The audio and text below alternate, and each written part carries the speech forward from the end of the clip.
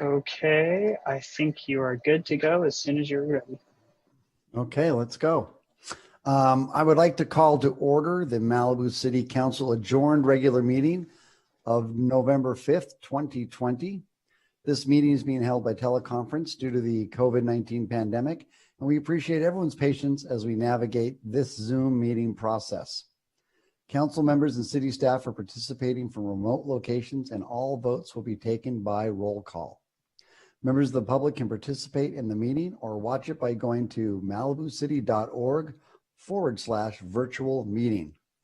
At this screen, you can click on the tab to either just watch the meeting or to sign up to speak on particular items. You will only be able to speak during the meeting if you follow the instructions at malibucity.org/virtual meeting.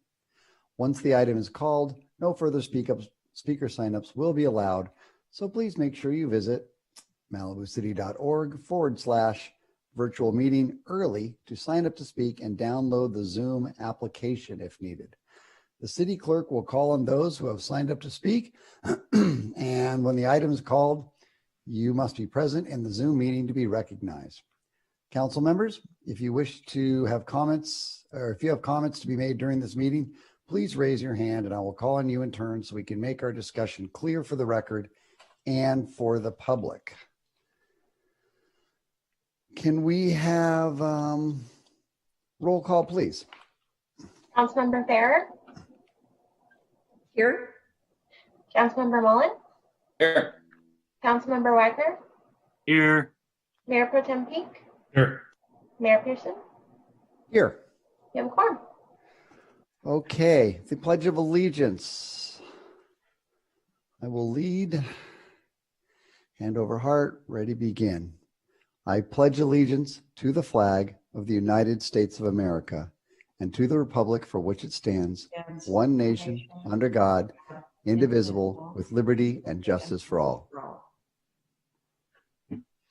Thank you.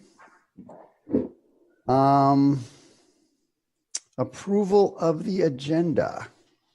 I'd like to make a motion to approve the agenda. I'll second that. Okay, that looks fine. Can we have roll call on that, please? Mayor Pro Tem Peak? Yes. Councilmember Mullen? Yes. Councilmember Farrer? Yes. Councilmember Wagner? Yes. Mayor Pearson? Yes. Motion carries. Okay. Can I have a report on the posting of the agenda?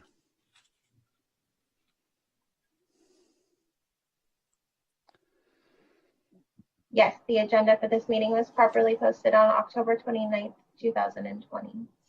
Okay, thank you very much. We are now going to go to item 1A, and this is a presentation of commendation to Planning Director Bonnie Blue upon her retirement in recognition of her service to the city. Whereas Bonnie Blue joined the city of Malibu as an associate planner in November 2006 and was promoted to senior planner in November 2008. And whereas Bonnie's understanding of the city's regulations and policies, as well as her unique abilities to communicate with residents and other customers, was quickly recognized. So she was promoted to planning manager in October 2014, interim planning director in January 2015, and following an extensive public search, was selected to be the city's next planning director in March of 2016. And whereas during her tenure as planning director, Bonnie helped develop the city's energy efficiency standards and landscape water conservation ordinance, and was instrumental in the adoption of the city's dark sky and formula retail ordinances. And whereas Bonnie's exceptional interpersonal skills helped form an open and collaborative relationship between the city and the California Coastal Commission, enabling greater and more expedient process with many important city projects, as well as enhancing a strong framework of teamwork within the planning department and its interactions with other city staff. And whereas Bonnie will be leaving the city in October 2020, it's November, but as she relocates to Florida to be closer to her family. Now, therefore, be it resolved that the City Council of the City of Malibu thanks Bonnie Blue for her years of dedicated service to the Malibu community and wishes her great health, happiness, and success in all that lies ahead. And Bonnie, I just want to add, I believe I've known you about 9 years, and all that time we've had great communication. You've done an amazing job. You've been very steady hand at the helm of the planning department, and I just want to thank you from the bottom of my heart and wish you absolutely all the best on your future journeys. Thank you very much. You are absolutely welcome. I don't know if this is a time when I should make remarks, but I would just, if it is the right time, tell me is this the right time? Yeah, this is a perfect time, I think. Okay, great. We are recognizing you for your amazing contributions to the city. Well, I just would like to say I am so grateful for the opportunity I've had all this time to serve the city of Malibu and to work with such an amazing staff and such a committed community and group of leaders in the form of the city council and the city manager and all of the leadership team at the city. I can't even express how much I've learned and grown and enjoyed all of the ups and downs and the challenges. All of that's been a part of this experience, and it's been an amazing experience, and I won't forget it for forever. It's a really remarkable community, and it's no small thing to be honored to work here. And there's just so much I've learned, and the people that I've gotten to work with are amazing. I hope everybody recognizes that the city staff works so hard and does their very best to provide the best possible service to the community. Thank you, Riva, for everything and all of the support you've given me, and the city council for all the support you've given the department. And I'm going to miss all of you very much. Thank you so much. Thank you so much, Bonnie. I'm sorry we can't see you in person, but it's the way of the world, and wish you all the best. Thank you. Okay. We move on. Item 2A, written and or oral communications from the public. Can we hear from public speakers, please? We have 3 public speakers: Bruce Silverstein, Nicole McGinley, and Rudy Gonzalez. Okay, thank you.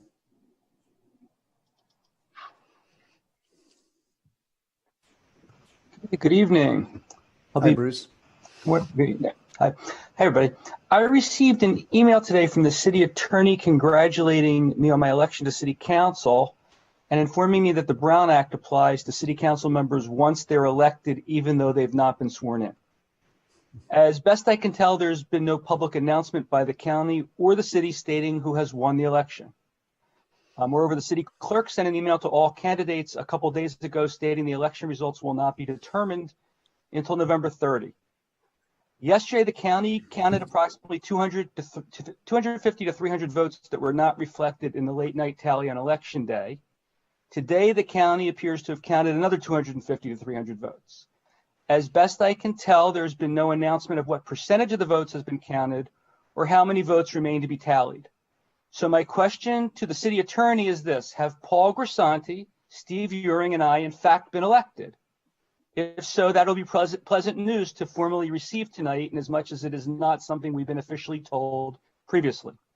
And if we've not been elected yet, why are you telling us that we're now governed by the Brown Act? I really would like to know one way or the other. The other thing I want to say is that it's clear that Rick Mullen has not been elected, no matter how many votes remain to be counted. And I don't say that to cast any aspersion on Rick Mullen.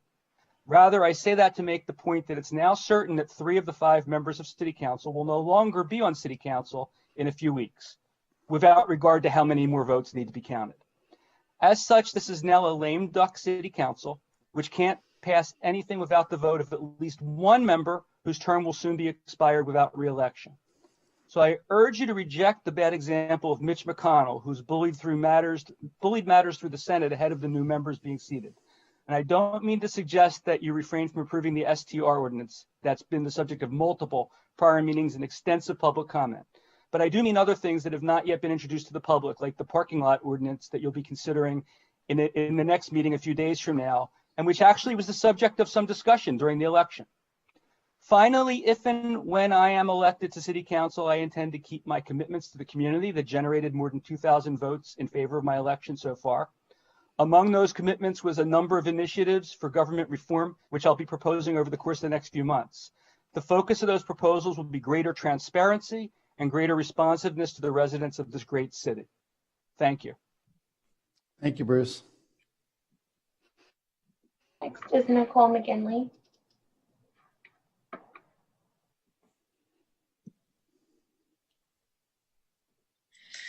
Hello. First off, on behalf of over 200 concerned residents, I'd like to thank you, Council, Planning Department, and REVA for issuing the WCF RFP. I was hoping tonight we could get status on the WCF ordinance because I've been receiving many inquiries and I'd like to be able to report back some more good news. Over the past month, I've zoomed in on Planning Commission meetings and spoken with several RF engineers and consultants in an attempt to understand our fire risk, technical issues with RF radiation, and the right-of-way. I learned the exposure to radiation emissions is at the same level of the antenna are dramatically denser and more dangerous than at ground level. I learned about mandatory safety training for employees working in the right-of-way. And while learning, I kept flashing to the second-story bedroom of my elderly friend's house that is very close and basically the same level of the antenna on the Boniface pole. And I wondered if these precautions and safety measures applied for her. In the meetings, I really appreciated Commissioner Steve's inquiries to the applicants asking for a broader scope of what the overall placement of these WTFs would be throughout our community. Just to give you an example, there's a facility application before the Commission at Cross Creek, which purports to close a gap in coverage on a small portion of PCH and a large portion of the lagoon, while there's a temporary facility up at Civic Center that will be dismantled once a permanent macro site goes up at the new police station. And if I understand, my question is, what is the value of putting one up at Cross Creek with limited usable coverage that won't be necessary to close the gap once the macro site is up?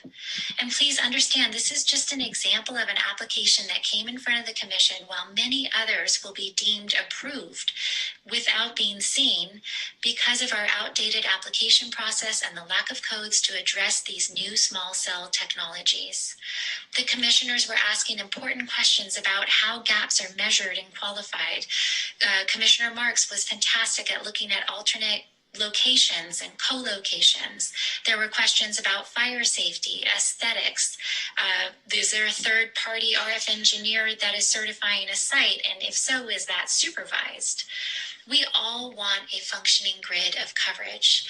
I've learned we really do not have the code that will provide the local control that we can have the minute we update our ordinance so that we can be strategic.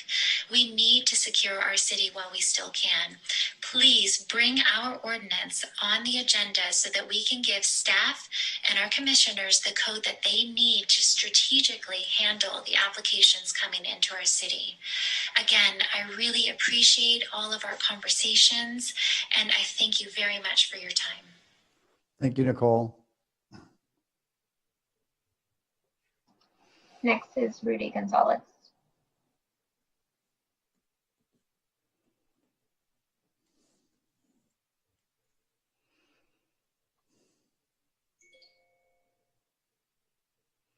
You there, Rudy? I'm sorry. Can you hear me now? I can hear you, Rudy. Okay, great. Good evening, Mayor Pearson, City Council members and staff. Rudy Gonzalez, Government Relations Manager for Edison. Wanted to provide some additional information and clarification on some activity that took place in the city on Monday, October 26th. It was a high wind day. However, we did not anticipate that the winds would reach a level to implement our public safety power shutoff plan for any circuits in the city of Malibu. However, that morning at 9:38, we had two circuits that originate out of our Latigo substation, which is located up off of Hillview Drive, just west of Latigo Canyon Road. Two circuits that originate out of that substation that make their way down to the southern and western part of the community that relayed at 9:38 that morning. Because we were operating under what we refer to as Standard Operating Bulletin 322, we were not able to conduct any automated switching. So those circuits remained out of service until the lines were repaired. And it took a fair amount of time to complete those repairs. While the circuits were out of service, we did notify the city that one of them, the Cuthbert Circuit, was being added to the watch list for public safety power shutoff. The other circuit that was impacted was the Merlin Circuit. And coincidentally, we happened to have an incident of wire that came down on Malibu Road on the Merlin Circuit. However, the circuit was already de-energized. So there was some confusion about the notifications that went out to the community and to the city. And I'm just here tonight to commit to you that we will do a better job of communicating both emergency outages and outages related to public safety power shutoffs. These are still fairly new processes that are in place, and we're committed to making improvements, and we will learn from this October 26th experience that we had. Thank you. Thank you, Rudy. That concludes public comment for this item. Okay, thank you very much. City manager update. Thank you. Good evening, everybody. I have a few updates for this evening. First, I'd like to thank Bonnie Blue, our planning director, and wish her all the best on her next chapter in life. She's on her way, literally and physically, to Florida. And again, just so grateful to the contributions that she's provided to the city and the community. And it's been a pleasure and an honor to have her serve on my management team these past few years. As we all know, we had an election on Tuesday, and preliminary election results are available on the county's website at lavote.net. There are unofficial results that are currently up, and we expect that the official results will be posted by November 30th. And we plan on, assuming that date is provided by the county, installing the new council members at the December 14th regular council meeting, which will be held virtually. We also had on the ballot Measure T, which was a ballot measure to raise our transient occupancy tax from 12% to 15%. And I'm very pleased to be able to announce that that did pass with 57% of the vote, which will certainly provide some much needed additional revenue to the city once it comes into effect. My update on COVID, right now in Malibu, we have 115 confirmed cases, and the death count still unfortunately stands at 3 people. In Los Angeles County, they are reporting as of yesterday 313,526 positive cases, with yesterday 1,843 new cases reported. So we've certainly seen those new cases go up and down considerably. And in the communications that I have weekly with the County Public Health Department, they are monitoring those numbers very carefully. Right now, our hospitalization rate is acceptable, but what they're concerned about is that there's usually a several-week lag between a rise in positive cases and then the rise in the hospitalization rate. So obviously keeping a close eye on all of that, because we certainly don't want to go backwards, but we will continue to monitor that and provide that information out. Our rebuild numbers, I'm really happy to report that we now have 16 homes that have been completed and provided with certificate of occupancies. We have 268 single family homes that have been approved through the planning department, and 154 homes that have received building permits. So moving along on that, and certainly looking forward to more being completed soon. Monday marks the second anniversary of the Woolsey fire, and we will be holding a brief special city council meeting that will start at 5:30, where we'll be showing a video that staff made to commemorate the second anniversary of the fire. I know it'll be a tough day for all of us. And then at 6:30 that night, we'll have our regular city council meeting, which will start at the regular time. I also wanted to follow up with the coastal development permit that has recently gone through both the city council and the planning commission for parking restrictions along Corral and on PCH at Corral and PCH at Zuma. Has been sent up to the coastal commission, and there has been appeal period, which will end on November 17th. So fingers crossed that we'll able to get some additional parking restrictions in that area if the project is not appealed.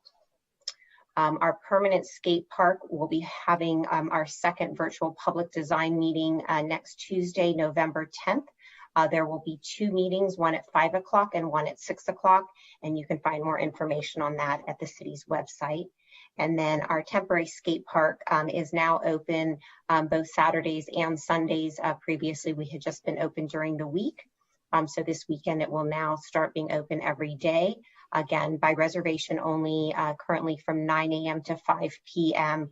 And again, you can go on the city's website to reserve a time to skate at the skate park. And that concludes my comments, unless the council has any questions for me. Thank you. Okay, thank you. Any questions of Reva? Okay, we'll move on to city council comments. Mayor, I think Councilmember Peak or Mayor Pro Tem Peak has a question. I just had one question for Reva just about the COVID report. You reported that you say that there was currently 150 cases, or to date there had been 115 cases? Sorry. In Malibu, to date, there's 115 reported positive cases in the city of Malibu. And that's since the start of the pandemic? Yes. Okay. Those numbers are reported through the county public health department, and they do update that on a daily basis. So anybody can go on there, and they have a very robust and transparent website where you can get all kinds of data, including by city. Thank you for clarifying that. Okay. Okay. City council comments. Jefferson, do you want to go? Oh, I appreciate it, Mikey, and evening to the rest of the council and city manager Reva. I have nothing to report and nothing significant to mention in the last 2 weeks. So thanks very much. I appreciate it. And let's I'll move on. Thank you. All right. Thank you, Jefferson. Rick? Okay. Yeah. Yeah. Just like Jefferson, I got nothing to report, but I did want to say, if she's still around, thanks very much to Bonnie for all her many years of service. She was a pleasure to work with, and I wish her happy trails in her new adventures in Florida. Okay. Karen? Sure, thank you. Yeah, I too would like to just thank Bonnie. I don't know if you're still listening, Bonnie, but thank you so much for your professionalism and your service to the city and your level of expertise. And I also wish you luck in your new adventure in Florida. As far as what I've been doing the last couple of weeks, let's see, Mikey and I continue to work with the homeless working group. We already heard about the county telebriefing on COVID. I want to just remind everybody again about our COG homeless outreach worker, Gabriel. He does a great job. His salary is paid for out of the COG budget, and he serves all 5 COG cities. Our city is by far the most demanding and takes up most of his time. I saw him today sitting at the Colony Plaza shopping center, and I went and talked to him for a few minutes. And while I was talking to him, one of his current success stories happened to come by, and it's somebody who's been living here in Malibu, unsheltered for a long time, and is about to go into housing. So it just, some things are working, and I was really happy that I got to actually see that today. One thing I did on October 21st was I attended a virtual California League of Cities webinar on short-term rental, which was a timely topic. And the title of that webinar was Long-Term Solutions, excuse me, Trends and Best Practices for Regulating Short-Term Rentals. It was an excellent panel discussion. The primary city of focus was Palm Springs, and I welcome anybody who wants to learn from what other cities are doing. And some of those things they've learned the hard way, which is why we like to get together with other cities. On their website, you can find a lot of information about what they're doing and how they're doing it. And their needs are not exactly the same as ours. But 2 points that were stressed. Obviously, every city community is unique, and you have to address it in a way that works for you. And the second thing is we need to go back and revisit from time to time, assess how things are going, and then see if we need to adjust and make revisions. The very first question that was asked in the little survey, they do several surveys during these webinars, was what was the biggest concern? I answered nuisance issues, and that was what 70% of the respondents said. So good news, bad news, we're in good company with our concerns. We've already addressed the power outage on the 26th, and I want to thank Rudy for being here and making that commitment to address issues more successfully, and we really would like to see them communicated more successfully. So thank you, Rudy, if you're still listening. On October 7th, I attended along with Mayor Mikey, with our city manager Riva, with Matt Meyerhoff and Jeremy Wolf, who works for Henry Stern, and a couple of other people, I'm sorry, with hats and masks, don't know who they all were, for the first Malibu cleanup day. And that was eye-opening. I didn't realize how many people still smoke. So yeah, we all picked up a lot of trash, and that actually felt good. Big news, as most people know, we had our school district separation town hall meeting. Thank you to everybody who tuned into that.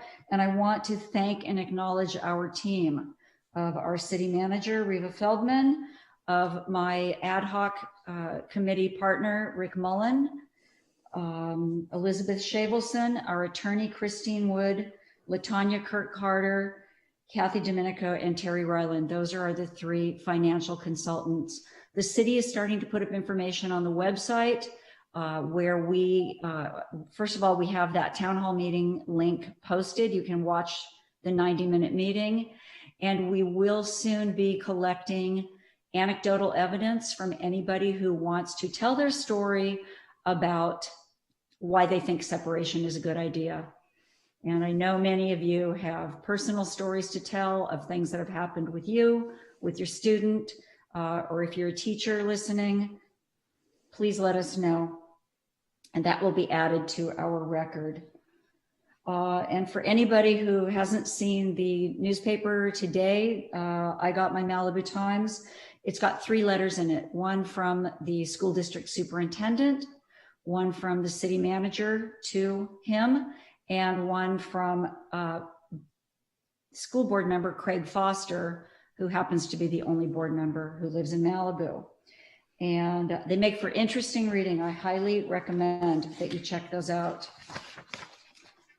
On the 30th and the 31st, I really want to thank the city and the Malibu Film Society for putting together a really successful Halloween drive-in movie. I went the first night, it was very fun. And I want to thank Scott Talal of Malibu Film Society and Jesse Bobbitt from our community department, and just making a great event. It went really smoothly. Getting in was not too bad. Getting out was very easy, and that was great. I hope we get to do some more events like that.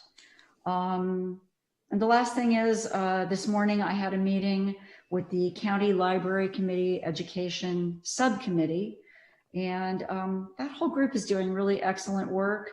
And I want to remind everybody, even when you cannot visit the library in person, it's a huge resource. So please don't forget to check out the county library and see all the things you can do there. That's my report. Thank you very much, Karen. Skylar?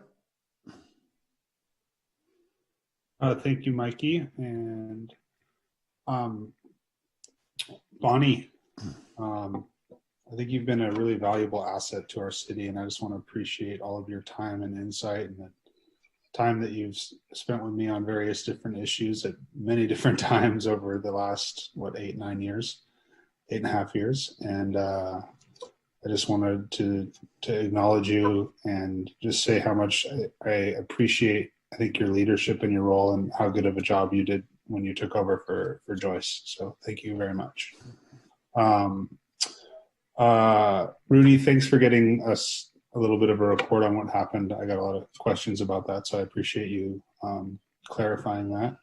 I think that morning, I knew it didn't seem good. Not only the power was out, but I think going over Kane, and I saw a lot of Edison trucks going the other way. I was kind of scratching my head. It's not a good sign, but I'm glad that we didn't have any other really severe problems.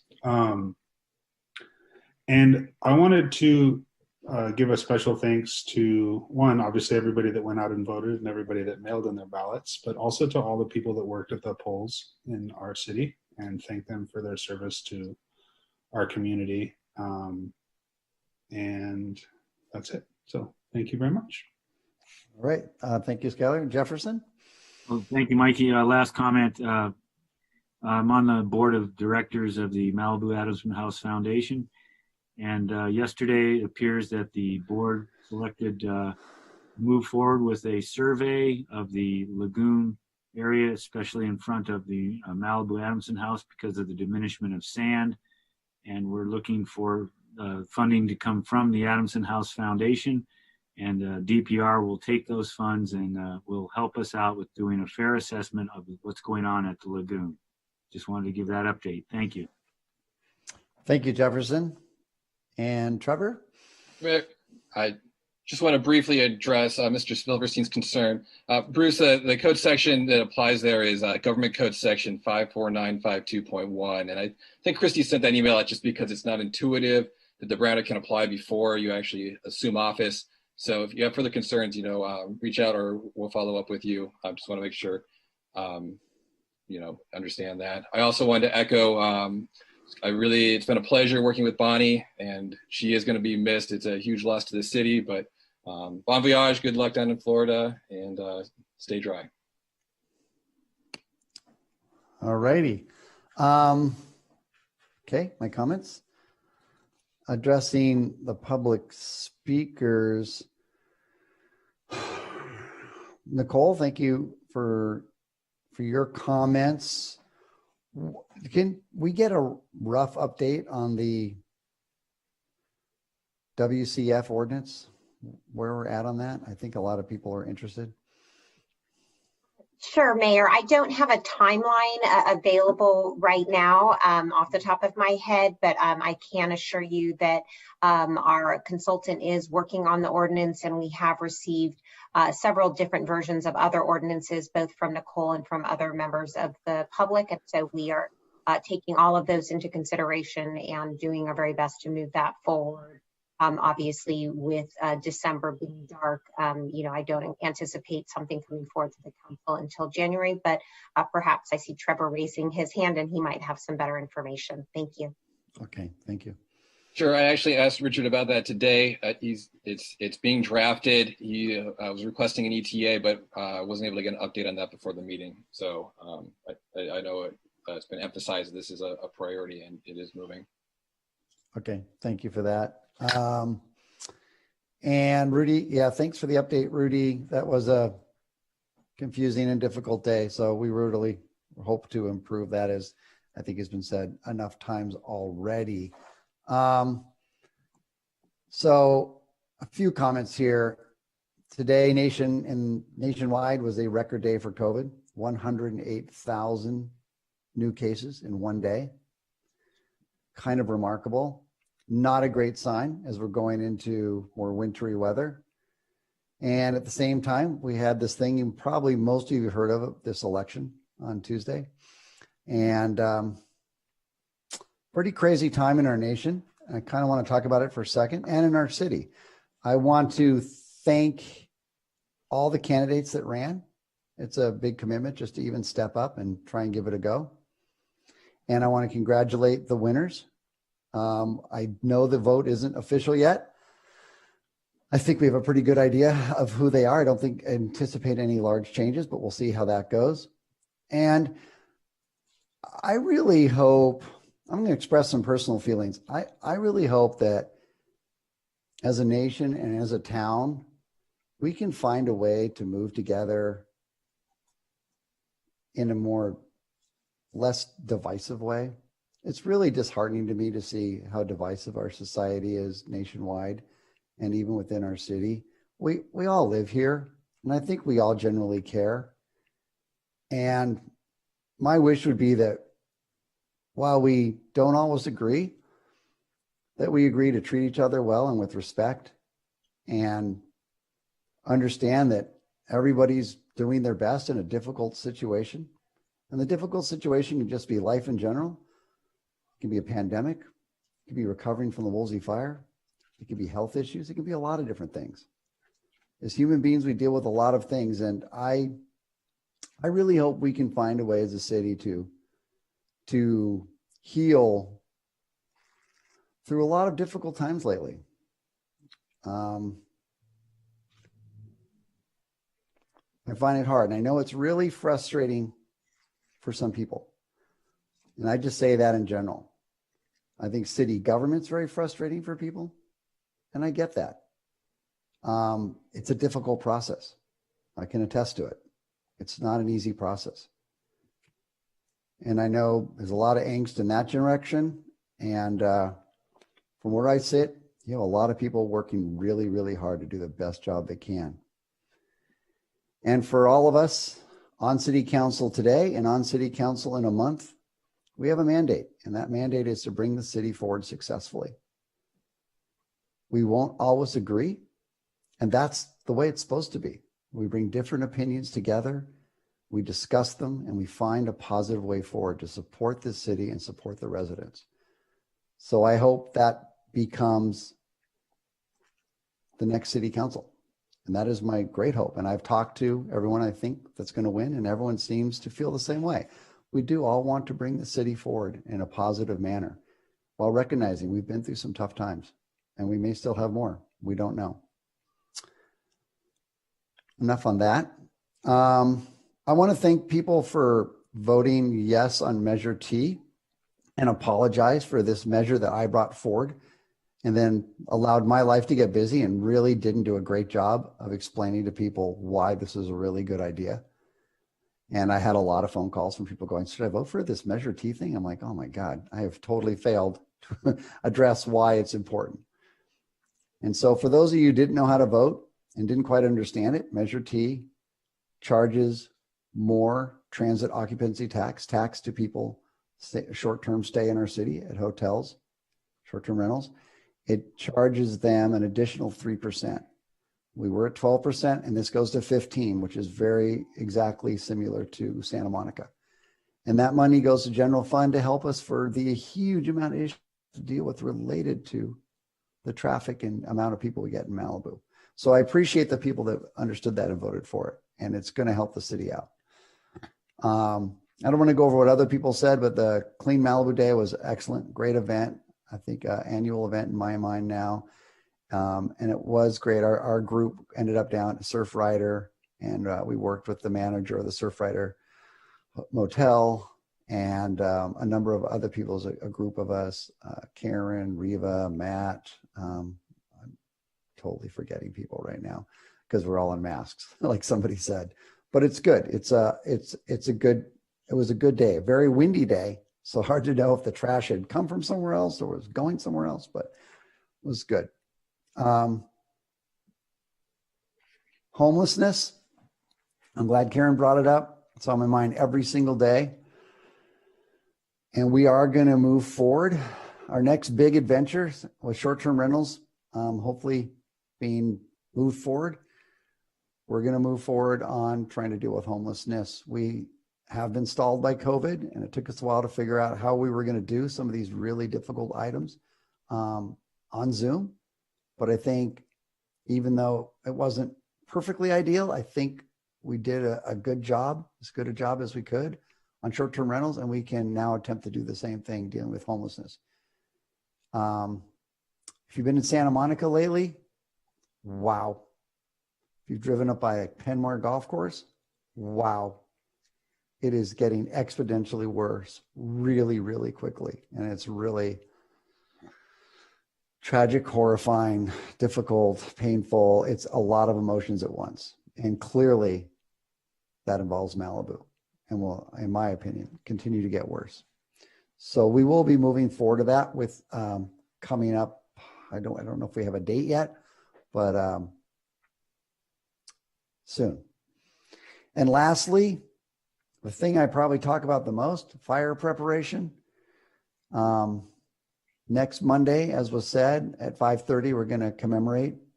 We won't be able to do an event this year, but we're going to commemorate the second anniversary of the Woolsey fire. And thanks to everyone that entered our contest on fire prep.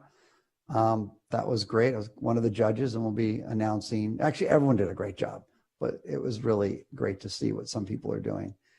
And I just urge everybody do not be complacent on fire preparation. It's going to come again.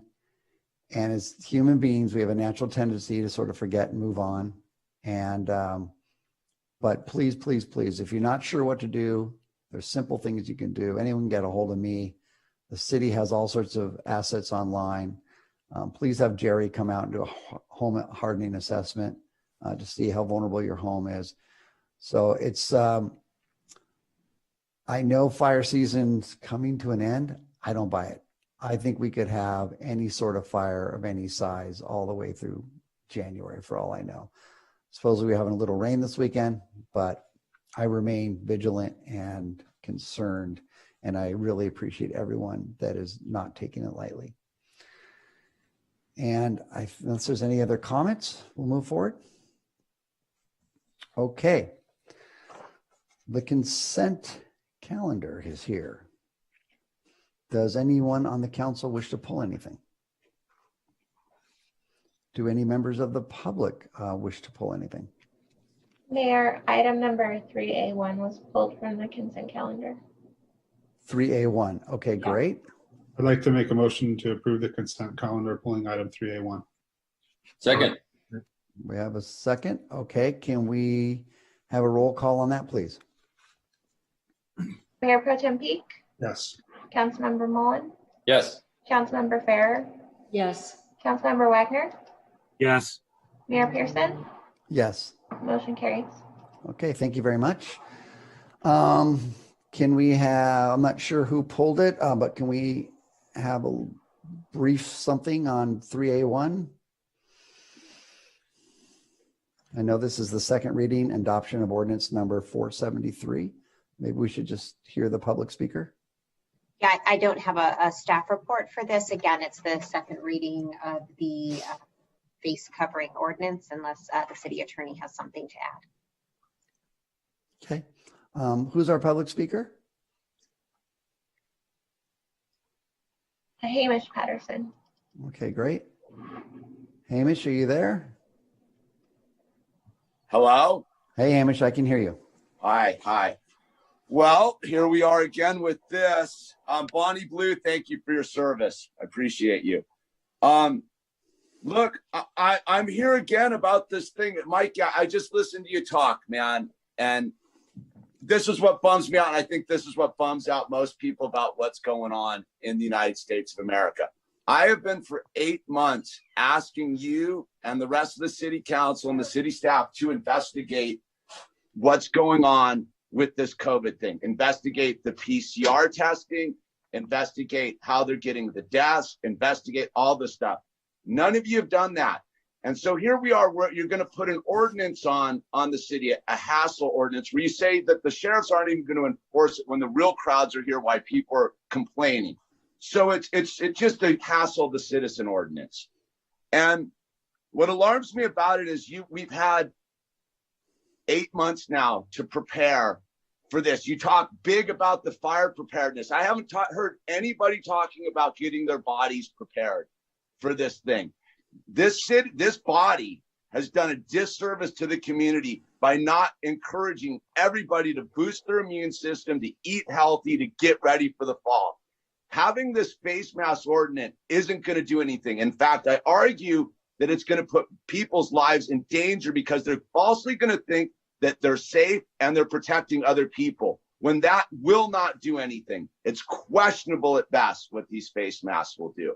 And I think if you look at the numbers, I'm looking at them right now, you have testing going up, rates going down for positivity. Did you have deaths going down? You look at 2,000 cases yesterday. Okay, that's great. But what I don't see anybody doing is asking the questions. There's a lot of contentious issues about the spin cycles of these PCR tests and where we're getting all these numbers from. We have a federal government right now that can't even count basic ballots. So we're going to trust these people with our health care. We have one political party screaming that they don't trust the CDC anymore and they're not going to take the vaccine. So all of this is moot. And I'm asking you, why are you putting all of us in danger? If you believe this is such a dangerous thing, Mikey, why are you not promoting health care? Why are you not promoting boosting the immune system? And then to hear that you just left Malibu and went and saw how bad it is out there in the city. Come on, man. I've been telling you this for 8 months and it's gone on deaf ears, dude. You haven't sent me an email saying, hey, what kind of info you got? You've been hiding out there in Lockdownville, dude. And now you're going to come and force us to do something. Not me, brother. Not me. That's it. All right. Thank you, Hamish. Is there any other public speakers? No. Okay. We're back here at council. And Hamish, I hear you. And I know this is controversial. I want to assure you, I have spent a huge amount of time researching this. I have been on endless calls with county health. I've watched endless documentaries on this item. I've studied the science as best I can. I get it. It's not perfect. The one thing that I think I've seen very clearly to me, with the research I've done, is that wearing a mask gives you a better chance of not catching the virus. There's a lot of science that shows it. Maybe it's not the science you agree with, and I get that. To me, if I can wear a seatbelt or wear a mask and help a chance of saving a life, it's worth it to me. And that's my personal feeling. And certainly I had huge amount of citizens of Malibu get a hold of me and say, what are we doing? Why are we not doing this? So, and I don't know if they studied the science. And your point about health, well taken. And I have been out a lot more than I'm not just hiding here and not leaving my house. I am co-chair of the Santa Monica Homeless Action Network. So I am out a bit, though I want to be careful, to be honest. So thank you, Hamish. I hear you. I know that maybe we agree to disagree, but I appreciate your input. And those are my comments. If anyone else has comments, great, or a motion. Yeah, I'll comment. Okay. Thank you. Hamish, thanks for coming down, and we appreciate your candor and your ardent support of, I would say, common sense. I'm the one who voted against this. I still don't support it. I think it's overkill. I think that, we've learned a lot over the last however long it's been, and the amount of deaths that we've had in Malibu, I think from COVID has been exceeded by the amount of deaths on PCH, and we're not banning cars. And, everything's touted about how many cases there are, but there's really no discussion at all about, well, okay, do these people have symptoms, or are they mild, or what is it? There's so many holes in the information. So I know it's going to pass, and I just want to say to Hamish and anybody else out there who is wondering why we don't get the full picture. I agree with you. And I think that there are a number of people that are frustrated with this. And I think I personally think because it's not as severe as it was touted to be at the beginning. I think it's a bad move for us in this town who welcomes visitors to, have people going out on the beach, I guess, possibly, and handing out tickets for no masking. So anyway, thanks, Hamish. That's all I got to say for it. Okay, any other speakers or a motion? Jefferson? Thank you, Mikey. Addressing the previous speaker, Hamish, I venture out into the production and entertainment industry. I've had 6 jobs in the last 4 weeks. And at the beginning of the day's work, we take a test. At the end of the day's work, we take a test to protect the production company from accusations that you caught the COVID while on the movie set or on the film set or commercial set. So I feel confident that with the masks that we wear on set and the testing, that we are following the path that makes the most sense. It may not be perfect, as many of us feel, but it's the best thing we can do to show our confidence in the healthcare system and support it at this very small level. 13,000 residents, 13 million visitors. Maybe we just need to show them that we're doing our best. So as I participate in the entertainment industry and I see the success there, my local Union 44 set us up. We take tests.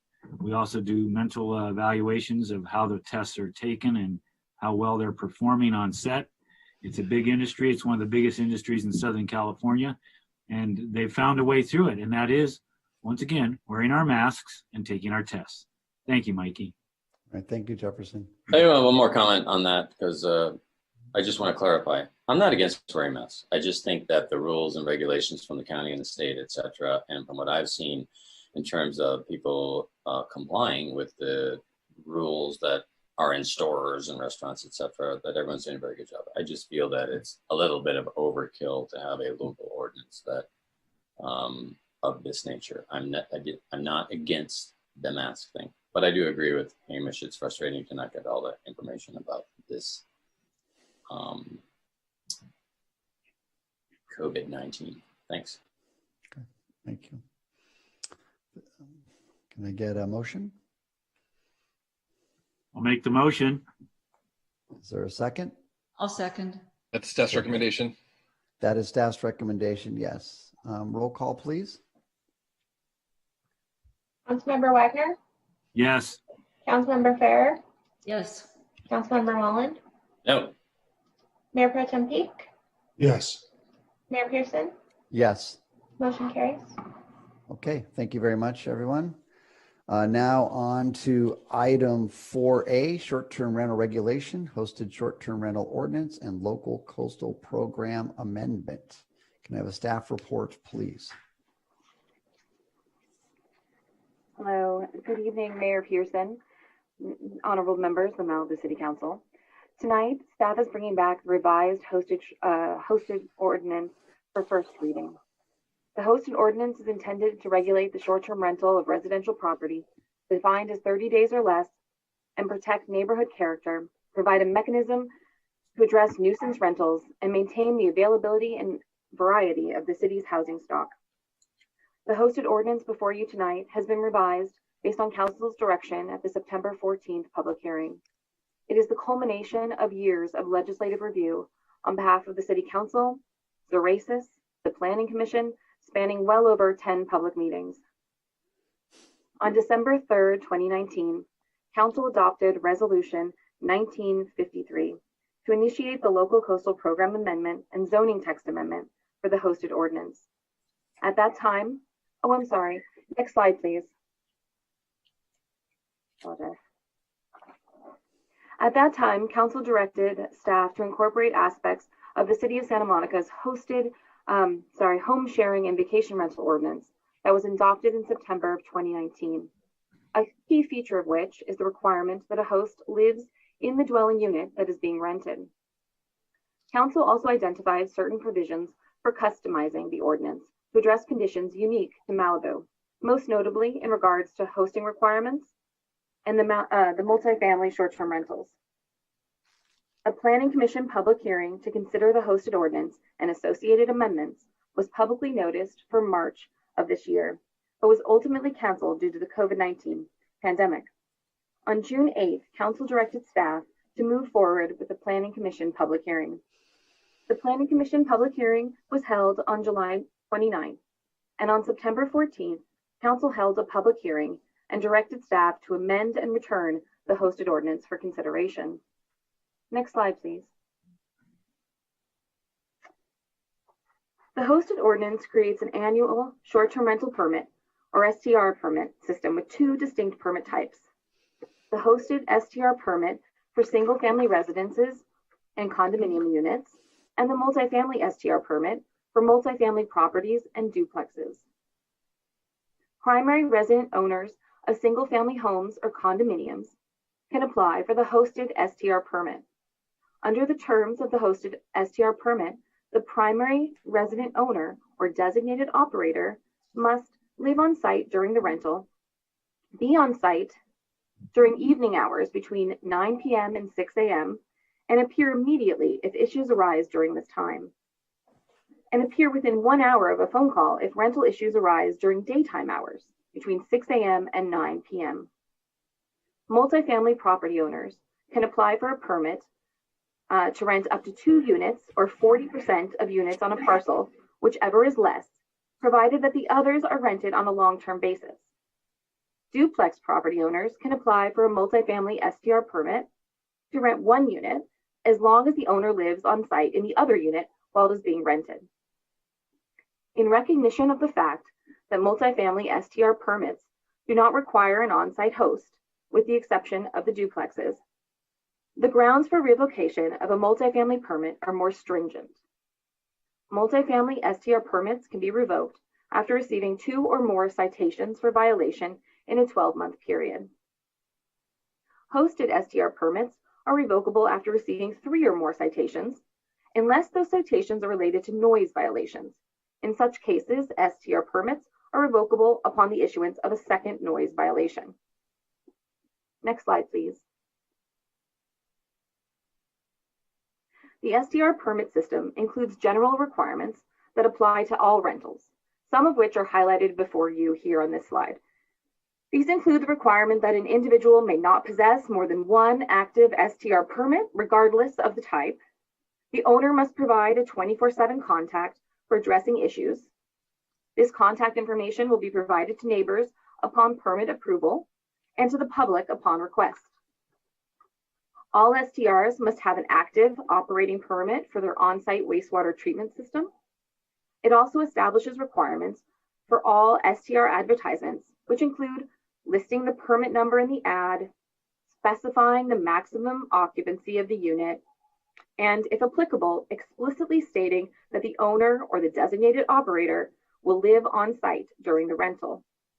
Lastly, it specifies the grounds for denial or revocation of permits and the permit appeal process.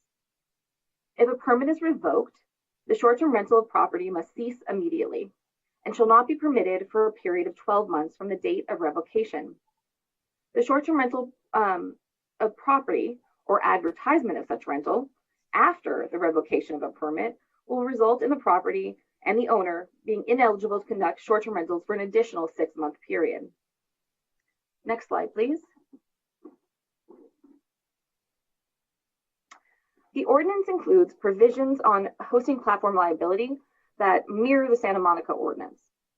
Among other things, they prohibit hosting platforms for completing a booking transaction for any short-term rental that is not listed on the city's approved registry. Next slide, please. As mentioned at the onset, the hosted ordinance before you tonight has been modified based on Council's direction. This slide lists the specific amendments Council requested at the September 14th public hearing that have been incorporated into this ordinance. The first addresses the designated operator provisions of the hosted STR permit for single-family homes and condominiums.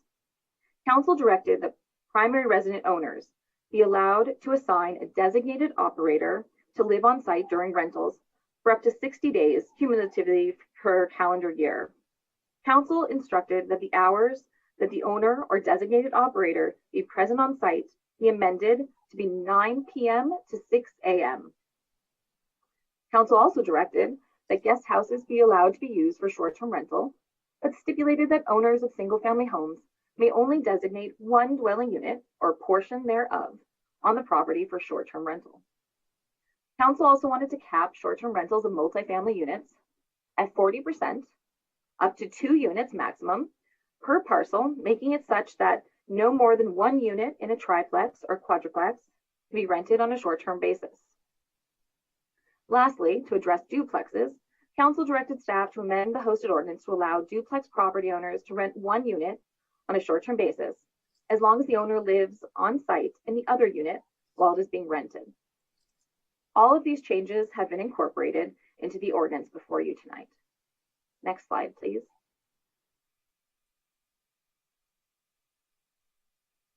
The hosted ordinance LCPA serves to memorialize the permitted short-term rental uses specified in the ZTA.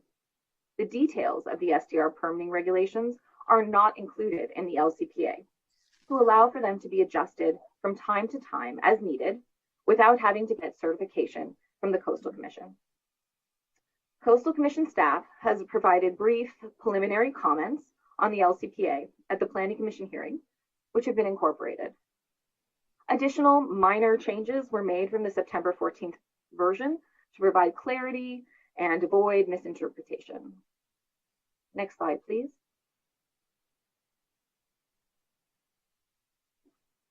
If Council adopts the hosted ordinance and Resolution 2051, staff will submit the LCPA to the California Coastal Commission for certification.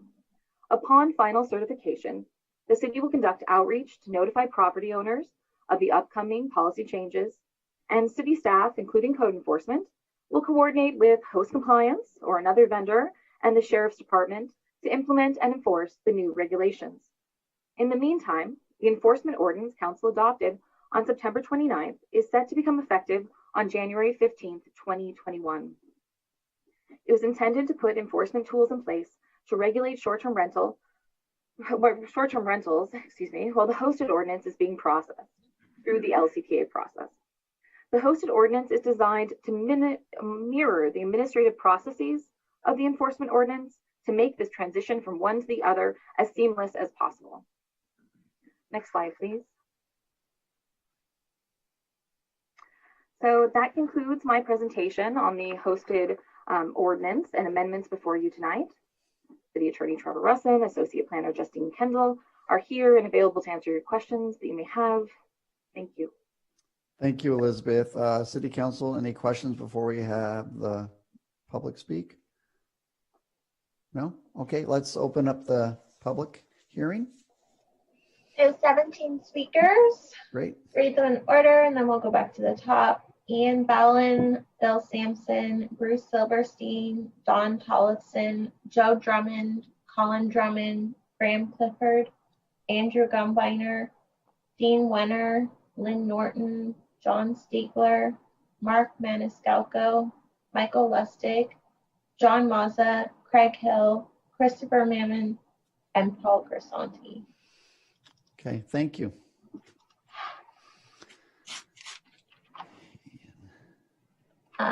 Ian wasn't in the meeting earlier. It doesn't look like he is now, so we can come back to him and move on to Bill Sampson. All right, great.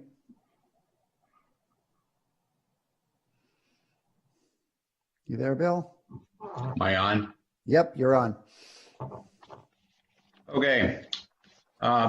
Ordinances are based upon recitals. The recitals that you folks, or at least 4 out of 5 of you, propose to sign on are quite simply lies. I wish you wouldn't do that. 2 of you have a chance to not lie before you leave. It says the city allows these things. It's never allowed them. They were forbidden. It's like saying that driving 100 miles per hour on PCH and doing donuts is allowed. You may not catch them all, but you sure as hell don't allow it.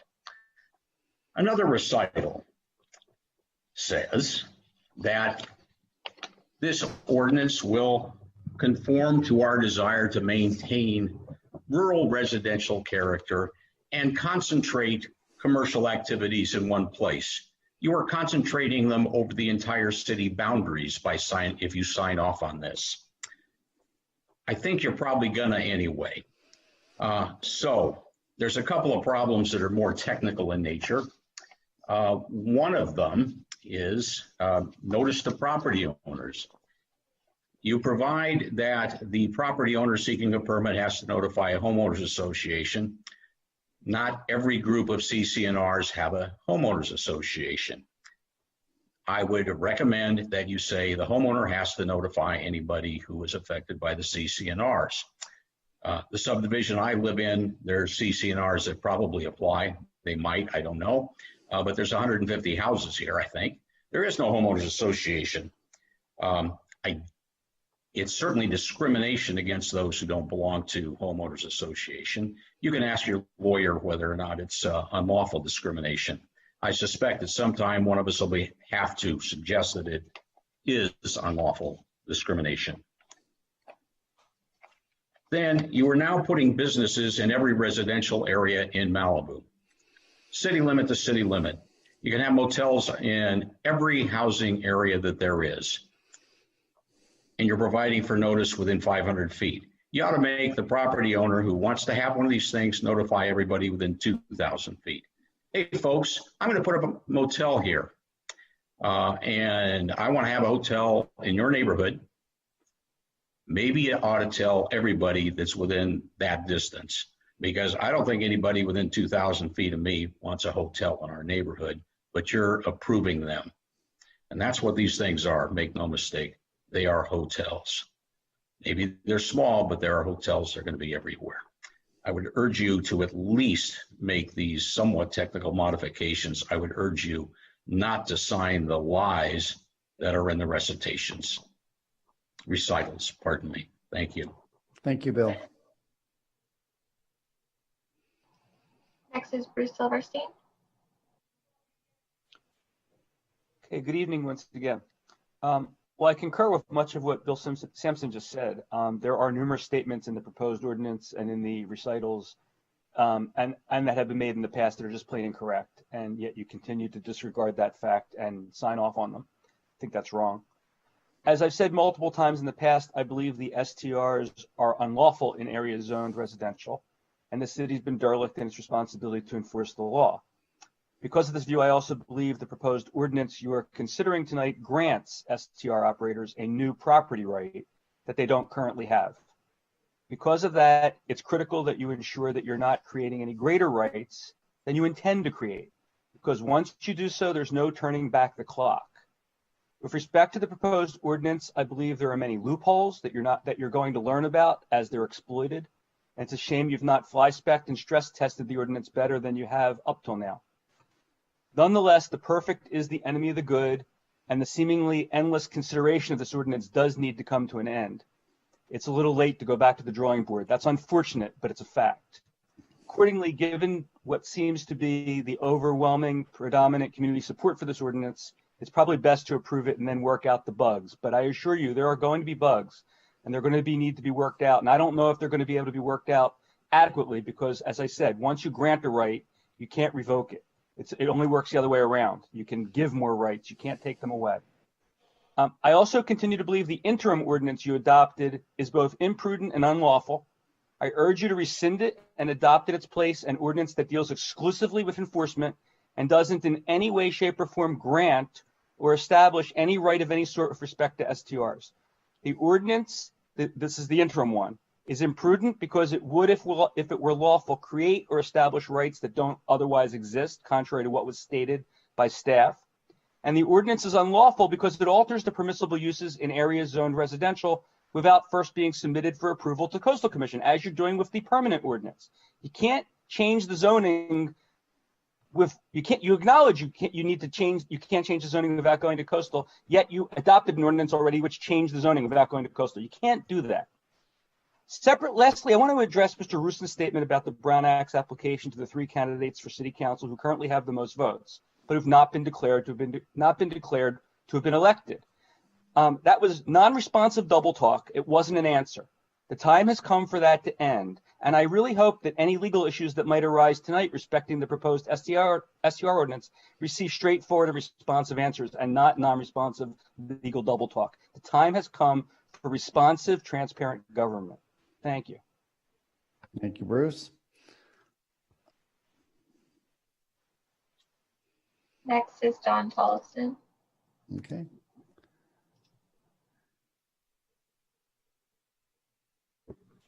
Hello.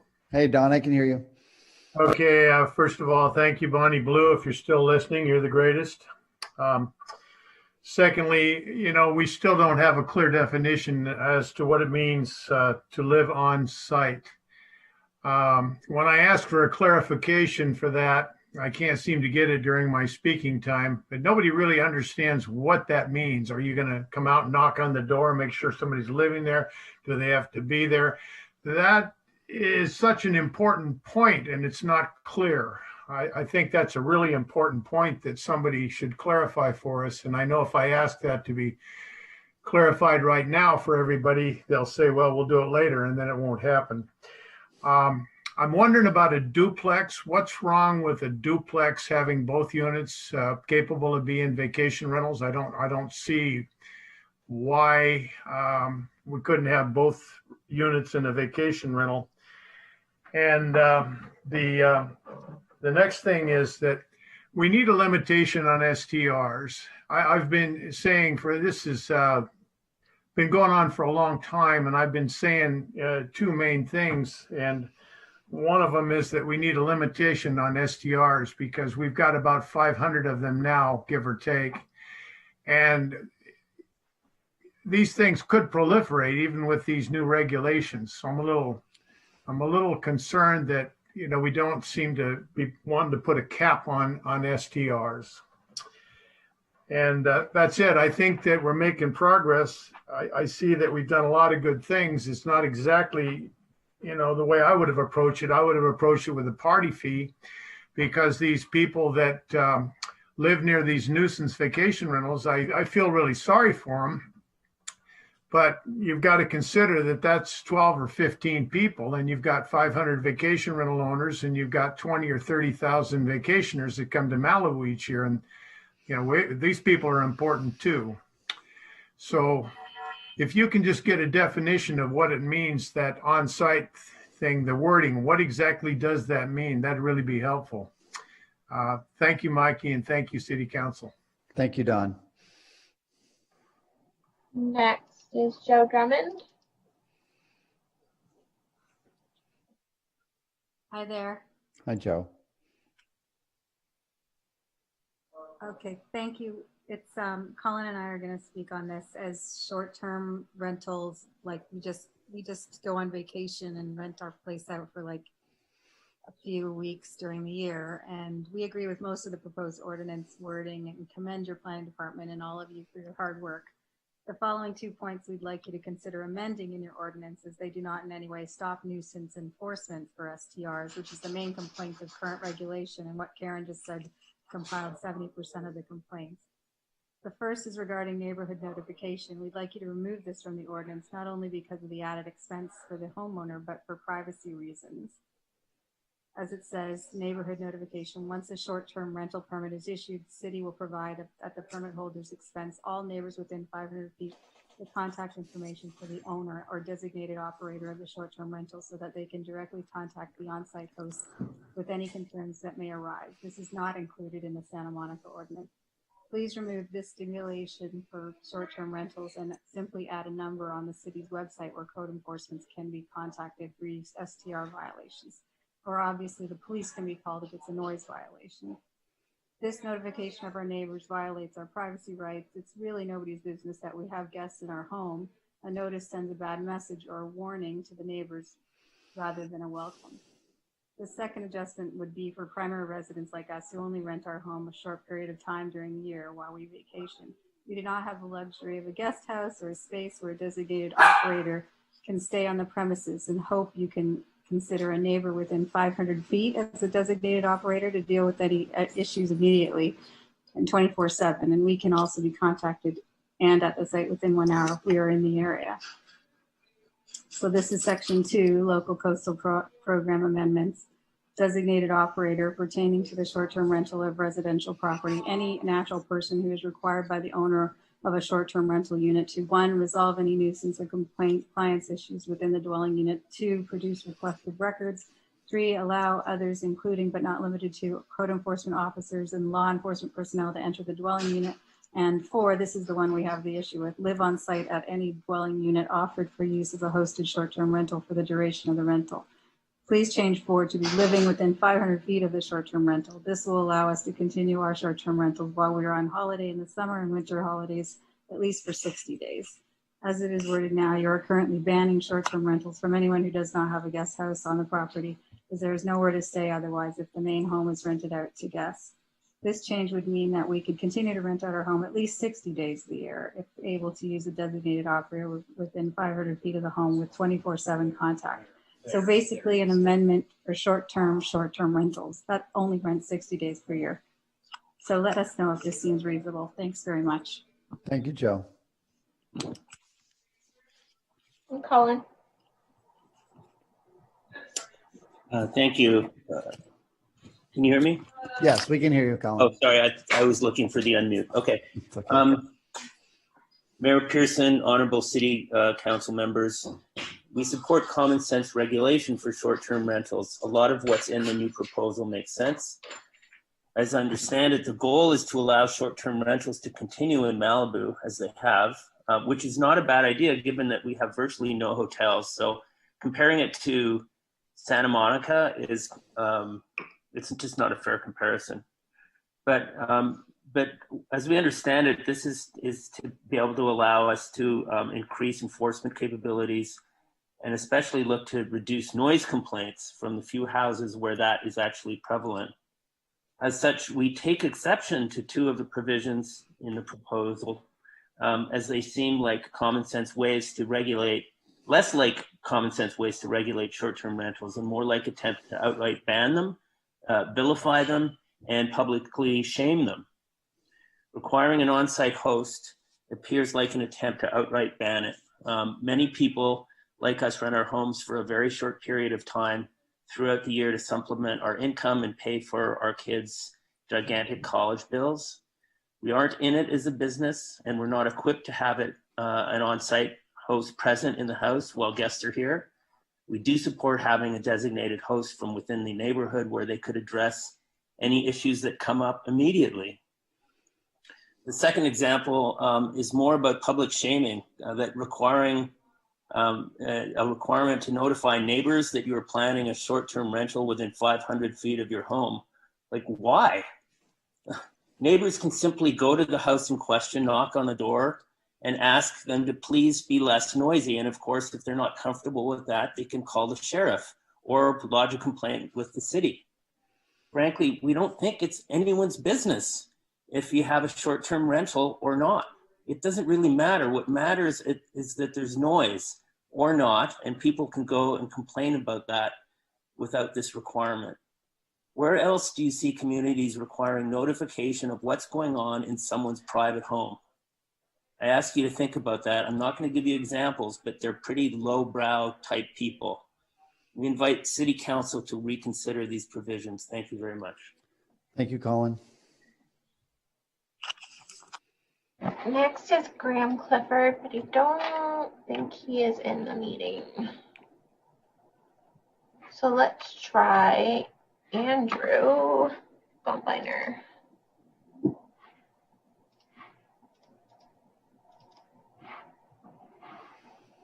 Hey, Andrew, are you there? Can you hear me? Yeah, I can hear you, Andrew. Okay. I strongly oppose the newly modified hosted ordinance as it unfairly discriminates against 3 and 4 unit properties. Further, this council should give the newly elected council members the opportunity to modify this ordinance before it goes to coastal. During the council hearing on September 14, the goal of the majority of the council was to reduce the number of multifamily STRs without considering equal treatment of all multifamily properties and their owners. Regarding the question of whether 3 and 4 unit buildings should be permitted a maximum of 1 versus 2 SDRs, Councilmember Peak said it comes back to how many 3 and 4 unit buildings there are in the city. By basing the maximum number of STRs a multifamily building can have on how many of that building type exist in the city is completely arbitrary and an inequitable method to regulate multifamily properties. The majority of the council tailored the ordinance to reduce the number of STRs in 3 and 4 unit buildings because they knew those two building types comprise half of the apartment units in Malibu. There is no rational basis for treating all multifamily properties consisting of 5+ units equally by allowing them 2 STRs, while at the same time treating 3 and 4 unit buildings differently by only allowing them 1 STR. All multifamily properties should be treated equally and be allowed 2 STRs as drafted by your staff in the last version of this ordinance. Buildings with 5+ units typically consist of mostly 1-bedroom apartments, while most 3 and 4 unit buildings have more bedrooms per apartment. If the goal is to protect housing for Malibu's frontline workers, 1-bedroom apartments should be targeted for long-term preservation as they are inherently more affordable. Councilmember Peak also said he knows someone who recently could not find a rental in or around Malibu for less than $7,000 per month. However, on October 21st, there were 22 Malibu rental listings on Zillow between $2,650 and $6,075 per month, with 10 of those listings under $4,000 per month. In addition, for the 12-month period ending last October 23rd, the MLS reports 59 long-term Malibu lease transactions between $2,000 and $4,000 per month. There were a total of 401 long-term Malibu lease transactions compared to only 353 in 2007, prior to Airbnb's existence. And during the 13 years in between, the median rent only rose a total of 22.6%. That's an average increase of 1.73% per year. Clearly, STRs have had little impact on the rental housing market in Malibu. Furthermore, multifamily STRs are preferable because families with children rarely rent apartments in Malibu. There is no record of any multifamily property generating repeated neighbor complaints. Most people who rent apartments long-term move regularly. Therefore, multifamily zones are inherently transient. Andrew, that's your time. Okay, thank you. Thank you, Andrew. Next would be Dean Wenner, but he's not in the meeting right now. So we'll move to Lynn Norton. Okay, thank you. Can you hear me? I can hear you, Lynn. Hi.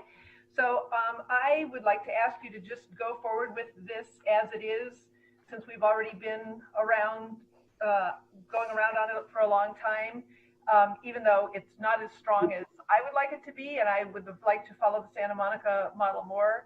The Santa Monica model has no vacation exceptions to the fact that the resident needs to be on site. It doesn't allow for multi-units to have short-term rentals in them. And as much as possible, it restricts so that you can't even use a guest house unless you're actually living in the guest house. So I think it's way stricter than what we did, but I don't think we should just start all over again. It would be good to, get this accomplished, and that can be, part of the legacy of this city council. And with regards to notification, to me, it's a security issue. I would like to know if instead of a neighbor next door, there's a renter next door. Like if I'm walking out in the yard in my jammies or something, I might not want to do that if I know that there's a business going on next door instead of my neighbors. So anyway, that's my wish, that you would just go ahead and let's get it to second reading and not bring it back on first reading. Thank you. Thank you very much, Lynn. Next is John Stiegler. Okay.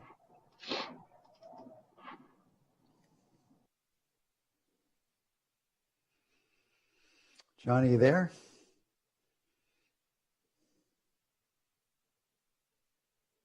I did it. Hello, everybody. I hear you. Yes. Bonnie Blue, you were amazing. That first ordinance you put together, and you did so much to help us through this. The ordinance is great. I think the having someone being on the property while the guests are there, I don't think that's going to work realistically. I believe that you have the violations and things that happen if there is a problem in place, and I would let that let that take care of it. If someone isn't doing it properly, then they'll lose the right to do it. And I think they'll put the fear of God into them. And I just at the eve of this ordinance passing, it's just a frustration of those few bad apples that caused all this, and so I hope they're listening and that they change their ways, because we all have to make sure that our vacation rentals do not affect anyone, especially our neighbors. And I think so that's real important. And so thank you anyway for letting me speak, and thank you. Thank you very much, John. Next is Mark Maniscalco. Okay, great. Okay. I've been at every STR meeting for the last 4 years. I own a 4-unit building on Malibu Road and have 0 complaints or problems running short-term rentals over the last 4 years. I live in 1 unit as my primary residence. 1 unit I rent out on a long-term basis to a local Malibu business owner, and my other 2 units are on short-term rentals. Every city council member that I have spoken to has agreed that my building is not a problem, but it seems like I am being punished for doing a great job. The model that I follow is exactly matched to the previously proposed ordinance in June 2020. My building is a prime example how hybrid short-term rentals and long-term rentals can exist in the same building. Every guest that comes to Malibu and stays at a short-term rental is on vacation. They are here to spend money in our city. I keep my rent low for my long-term tenant and even reduced my rent for my tenant during COVID-19 because I offset it with my STR revenue. I just renewed her 1-year lease and reverted her rent back to 2016 rates. My tenant even wrote in a testimony explaining all of this and how she received so many benefits with short-term rentals and was so pleased with short-term rentals in her building. With an on-site, owner-occupied multifamily building, I'm here to welcome guests, give them menus and guidebooks to local Malibu businesses, and watch guests check in to make sure that they do not bring over the allowed amount of guests. Only an owner will watch for this because it is more wear and tear on their building and septic system. An owner will be the first one to stop a party and not want to embarrass themselves with their neighbors they see every day. Only allowing me to rent out one unit on short-term rentals is not a compromise. In Seattle, San Diego, and Santa Cruz, with some of the largest housing shortages in the USA, they allow up to 2 short-term rentals per permit. Malibu has no housing shortage or a rush of people lining up for market rate oceanfront apartments. It is not fair that if I had 1 more unit, that I would be able to rent 2 units on short-term rentals. There are multiple 5-unit apartment buildings on the 20,000 block of PCH by Moonshadows. They each have 5 tiny 1-bedroom apartments with 0 on-site parking and 0 garages. By not having dedicated parking spaces, this building will have a negative impact on the community with parking. Yet is it okay with the building to have 2 short-term rentals there? My building has 8 parking spaces with an owner on site, but yet I can only have 1 short-term rental. From a landlord's perspective, I will tell you from experience, it is very difficult to keep up with the cost of multifamily buildings versus single-family home. The loans that we have to get are never for 30 years. We have to refinance every 5 years or get higher rates. It is very difficult to get insurance companies to insurance a multifamily building that is oceanfront. Farmers, State Farm, and AAA have all denied insurance on my building. There are always safety issues to address and extra liability. I know in the last meeting you guys wanted to help out renters, but how about helping out the landlords who live here full-time with their multifamily buildings that they call their primary residence? Multifamily buildings are required to have their septic tanks certified every 2 years versus a single-family home every 5 years. The Malibu City permit fee for septic tanks on multifamily is $400 more. If I can only have 1 STR, I will raise my rents on the long-term tenants and take away my ability to have one of the best well-kept buildings on Malibu Road. Prior to short-term rentals, several multifamily buildings were converted to single-family homes. In the past 5 years, there have been no conversions. Mark, that's your time. Thank you, Mark. Next is Michael Lustig.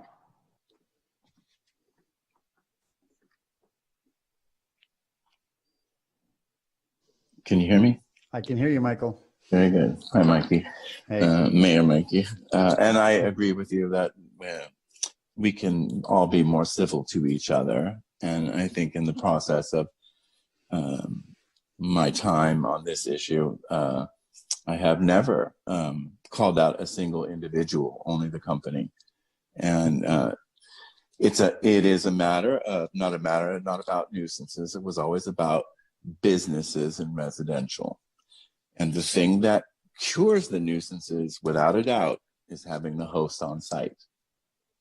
So I'm encouraging you to vote 5-0 as you did in December to head down this road this evening. And then to my lame ducks, Jefferson, thank you. It's been amazing getting to know you and working with you on this ordinance and keeping my spirits up and keeping what we think is true Malibu spirit and Malibu soul. Skylar, thank you. I have always viewed you as Malibu's son, and you voted 100% correctly on this issue all the way across, steadfast and true, and I absolutely appreciate it. Councilmember Mullen, thank you for listening and for being there and for thinking it through. I appreciate it, and I'm sorry to see you go. Karen, I think it would be amazing if we were able to pass this thing, get it to coastal, bring it back, and implement it and enforce before we start weakening it and allowing changes. So that's all I've got for tonight, but I thank you all very, very much. And my deepest appreciation to all of you. And Bonnie, thank you for working so hard on this draft. Okay, that's it. That's all I got. Thank you. Thank you, Michael. Next is John Mazza. Okay. Okay, I assume you can hear me? Yep, I can hear you, John. Okay, we've been through years and years and years going over this, and you've had several hearings. The Planning Commission has had several 4 or 5 hour hearings. It's time to get it done. And obviously both sides are missing things they want. But you have Council Policy 13 that says you have to favor the citizens over the individual economic situation. And most of the objections to this are, gee, I can't have what I want. So I really, really hope you just accept the fact that everybody has finally come to a conclusion that is pretty close. And if you can just pass this, have your second reading and get it done, it will be a great, great favor to the people of Malibu. It'll end you 4 to 6 years of wrangling. I think you've done a good job. Plus, I want to, by the way, thank Michael Lustig for spending his life on this for years and ending up getting basically forced out of Malibu. He did a yeoman's job for the city. He should get a tile. He should get a lay. So I hope you go for this. I just as a personal matter, I just did a road trip to Sedona, Arizona, which was, last time I went there 8 years ago, was Malibu, except instead of the beaches, they had hiking. Beautiful place, nice little town, quiet, everybody got along. And I came into town this time, an hour wait to get into town in line, hundreds of t-shirt shops and tchotchke shops, 70% STRs, and the place is basically gone. And it's still beautiful, but it's not Sedona anymore. And this is what I hope we can get this over with, have it happen. And I hope you really don't change anything, not one word. Get it done. Don't have to bring it back for rereading or for an extra reading. And the people in Malibu will thank you. And it's a great legacy for those of you who are leaving. And I thank Jefferson and Skylar and Rick for everything they've done. And please, please, please, please don't mess it up. Thank you. Thank you, John. Next is Craig Hill. Good evening, everyone. Congratulations to the presumptive winners of the election. Thank you, Mikey, for your comments on everyone getting along. Big thanks to Michael Lustig and To clarify, the best reason to wear a mask is to protect others during the several days that you're still asymptomatic yet already highly contagious. Okay, as I wrote a few weeks ago, the definition, these are just a few quick things to clean up, otherwise you can leave it alone, but the definition of designated operator is written such that it sounds like the need for it could be at the discretion of the owner. The whole definition is framed in terms of what is required by the owner.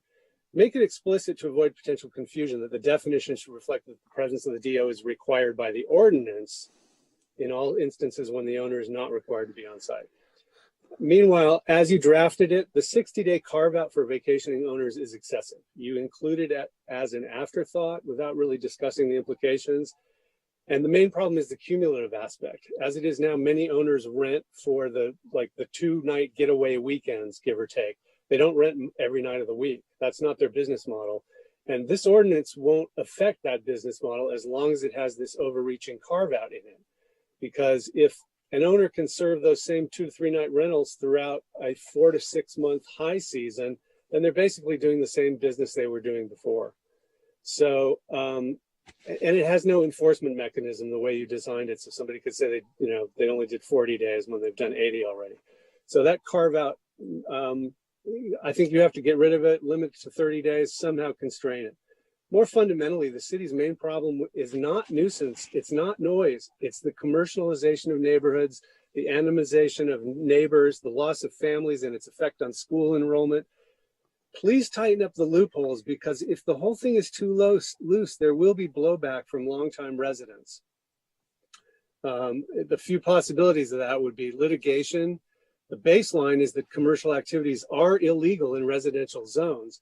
And this can't be a taking, because you can't, when you've given away a financial benefit that was not yours to legally give away in the first place.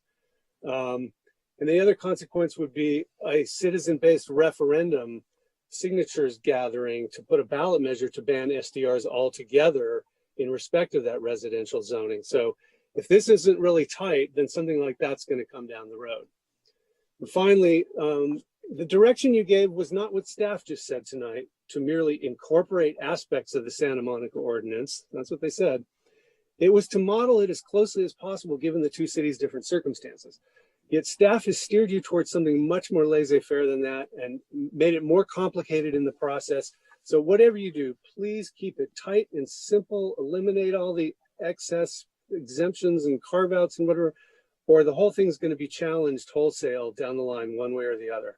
Thank you. Thank you, Craig. Next is Christopher Mann. Okay. Hello, can you hear me? I can hear you, Christopher. Okay, great.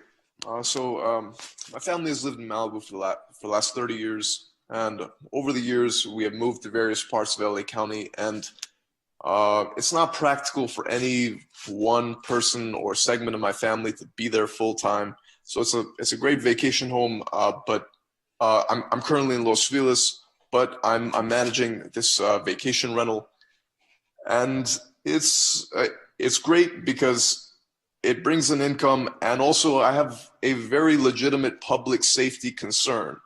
We've had 2 break-ins this year in this house, and that's when guests were in it.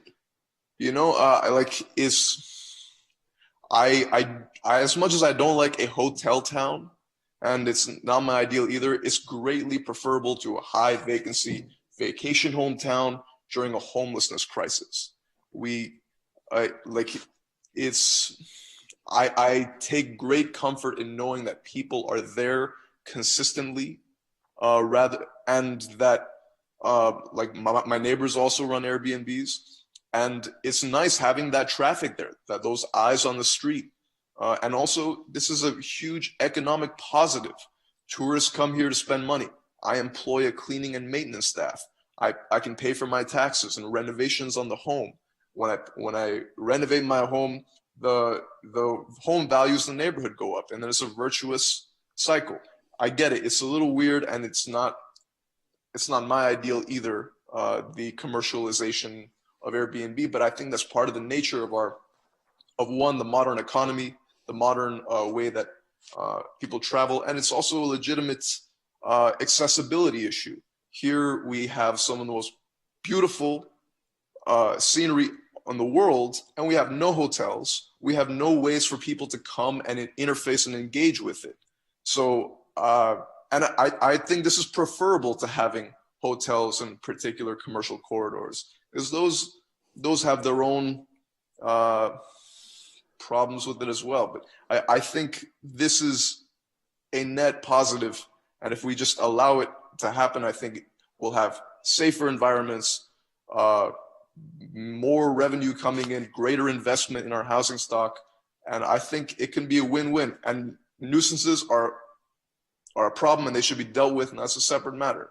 And nobody wants parties less than I do, because it's wear and tear on the home, and I don't need the headache. And so I'm with you, and I'm as selective as legally possible. I try to make sure that I pick the right people based on the reviews and the information that I have in front of me. So I agree with the sentiment that a few bad apples are ruining it for the rest of us. Thank you, Christopher. Next is Paul Grisanti. Okay. Hi, I'm hoping that you all are tired of this. I think that 7 years going back and forth on this is probably a sufficient amount of time. The problem with short-term rentals has always been the externalities that the short-term rentals create when you put people in a home who don't know the neighborhood, who don't know the trash schedule, who don't know that the people next door like it to be quiet starting at 10 o'clock at night, who don't know that their dog is not allowed to be out crapping on everybody's lawn. That's an externality. And what you have here is a mechanism to punish the miscreants, and I think you ought to give it a try. And I think that it's taken a long time to get to this point, and it would be a shame to start over again and over again and over again for another 7 years. Thank you. Thank you, Paul. And the three that we missed, Ian Ballin, Graham Clifford, and Dean Wenner are still not in the meeting, so that concludes public comment. Okay, thank you very much. And we are back at City Council. I don't know why I can't see anybody, so hang on while I figure that out. There you go. Thank you, whoever pushed whatever button did that.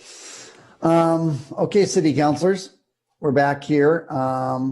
Who would like to? Rick would like to. Go ahead, Rick. Thank you, Mayor. And thank you, Mayor Pearson, for, as we descended into the black hole of COVID and the brakes were put on everything big the City Council was doing, you read my mind during a meeting and said, I think we need to move forward on this, despite the perceived challenges at the time of hosting important big meetings that were sort of monumental in impact during the era of COVID, which now seems like normal stuff. So you got the ball rolling, and here we are, right before my Team Malibu cohorts and I are on the freedom train out of here. We're able to put the period, well, not the period on the end of the sentence, but a period, and finally get this thing done. So thank you very much. I appreciate that. And let me comment on a few of the things. Don Toffelson wanted clarification on the on-site host thing, I believe, and I'll ask someone on staff to clarify that when I'm done. But I think you have to be physically on the property. You don't have to be necessarily in the same building. You can be in like the guest house or the main house or whatever, but you have to be physically on the property. Michael Lustig, thank you very much. I think what you've done is a great service with potentially very long-lasting impacts on the quality of Malibu that is completely in harmony with the mission statement of the city. And it's a great example of a lot of the things that we do here in the city, which the city council may do and the staff may implement, but a lot of them are really the energy and the detail and the research and the knowledge and the passion and the fortitude and determination and the incredible patience of the Sphinx as you watch the slow wheels of government turn. You did that, and you went out and got us all smart on it and learned from a lot of other places, and we owe you a great debt. And I'm glad that you're here tonight to comment on it. And I think that this is a big legacy item for you, and we really appreciate the help that you gave us on this very important and very difficult task before us. So those are the comments I would like to say. It ain't perfect. It's not perfect, but it's good enough. And we have talked about it ad nauseum, and we're going to launch it downrange, I hope. And there will probably be tweaks that have to be done later on. I hear you, Craig Hill, on all the let's make it perfect because it's going to be the big one. Hey, let's get the ball rolling. And I think we'll have to adjust it as time goes on. There are big things that will happen, I believe, from both the enforcement ordinance as well as this one. And I think starting January 15th, we're going to start seeing this equation change. And then when this thing finally comes back, it's going to have long lasting and significant impact on enhancing the mission statement for the city of Malibu and maintaining our rural character and making it less commercial and more family friendly, right in time for our new Malibu only school district. So thank you for letting me talk. So I appreciate it. I'm in support of this. I just mainly wanted to say thank you very much to Michael Lustig for all the hard work that he did. And he exemplifies this sort of citizen government synergy, because we're here to represent the people. And, you know, the people sometimes do really a lot of the hard work behind it. And he's a sterling example of that. So I appreciate that. That's all I got to say. Okay, Rick, that was great. Next, who do I see a hand?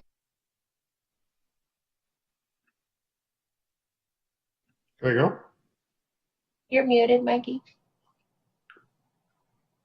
I said, I talked to myself apparently, and then I said, Karen. Thanks, Mikey. Yeah, I want to acknowledge 2 years ago when Mikey and I got elected. It's amazing to think that the council's been deliberating this for 5 years before that. So I too want to get it moved on, both of these. There's no reason to kick the can down the road. As I said earlier, I think we've all said it over and over again, we will be revisiting both of these ordinances. I don't know how long it's going to take to get through coastal. I think we ought to move ahead. And when coastal makes a decision on it, we'll, I think, put it into place and then see if we need to adjust it. So I don't think I have anything to say that hasn't been said already. I want to thank the staff. This has been a gruel. And as I said, being on that webinar 2 weeks ago, every city is grappling with this. And I assume they too are seeing what happens and making adjustments as they go along. So that's all I have to say. Thank you. Thank you very much. Skylar Jefferson. Jefferson's got his hand up. Okay. Thank you, Mikey. Once again, I'd like to thank Michael Lustig for all the effort that he put into this and educating all of us. He gave us foundational thoughtfulness and realities by visiting other cities that have the same symptoms that we do here in Malibu, with high visitorship and overuse of private properties for financial gains. And as Bill Sampson said, you're turning our neighborhoods into commercial zones. It's only going to get worse. I've always had the position through this that creating this interim ordinance will give the platforms a moment to challenge the final one. And I think we should have gone a different path. We could have achieved the same thing. It would have been a few months longer, but the community demanded something be done right away, and that's how the council responded. So I commend the council for their thoughtfulness and the duty that they've given to the people that they represent. But I only see challenges to this by the short-term platforms. When we pass one ordinance and then when we give something harder and more stringent later on, as in the Santa Monica ordinance, the challenges were proven in Santa Monica. They went through the courts, and the more we drift from that ordinance, the more openings we allow these attorneys from the short-term platforms to put their nails into our coffin in the long term. So I commend the council for their efforts and thank Michael Lustig for educating all of us. Thanks, Mikey. Thanks, Jefferson. Sky? Thank you, Mikey. First off, somebody made some comments about the rental market that I had made at a previous council meeting, and I just wanted to say that at the time when I looked at the stuff online, I think the cheapest long-term rental I had seen in Malibu for a home that was 3 bedrooms or more was over $7,000 a month. And to my knowledge, there's nothing that's expensive than that right now. So I just wanted to be clear on that. I want to, thank the staff for all their time on this. We've been dealing with this issue for a long time, and I'd like to make a motion to move forward with this ordinance 472. I'll second that, but I know the mayor still wants to have his comments. Yeah. No, it's fine. We got a motion and a second. That's great. Yeah, I do want to address this. I'm going to vote yes. Absolutely. I'm moving this forward. And in my opinion, really this long haul, of which maybe most of the time I was a planning commissioner, has to do with commercialization of neighborhoods. That's the big overarching. That's when I stepped back and thought about this and really thought hard what we were doing and where we're going. It was the future of Malibu. It wasn't even as much the present, which the present needs to be. So this is not perfect. I'll restate what's been said. We will be revisiting this in the future. It seems impossible to think we won't. And I know I've said this before, this has real impacts on people, and I'm aware of that. And I respect that, and I want to honor that. And there's no perfect answer because there's differing views on this. And I think for the people really struggling to figure out its impact on them and their rentals, I would just say, and maybe this won't help, and maybe it will if it sinks in later. If you're stuck in a weird situation because of this, think about longer term rentals. I have a friend who rents a place on Malibu Road, and they never do less than a month. And actually what they do is a month usually, because they like to stay in it too. So there are other ways to survive in Malibu besides short-term rentals. And that might be a big change. And I get that. And I respect that. I think,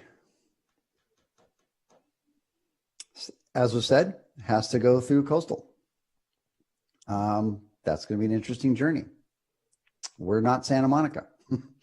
We're not Manhattan Beach. We're not all the other ordinances we looked at. And we looked carefully at a lot of other things. The people saying that we're misinterpreting the law, we have done a lot of research on this.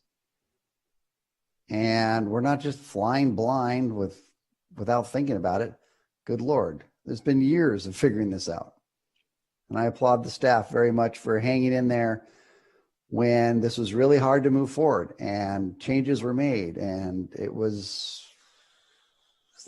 not clean, not easy.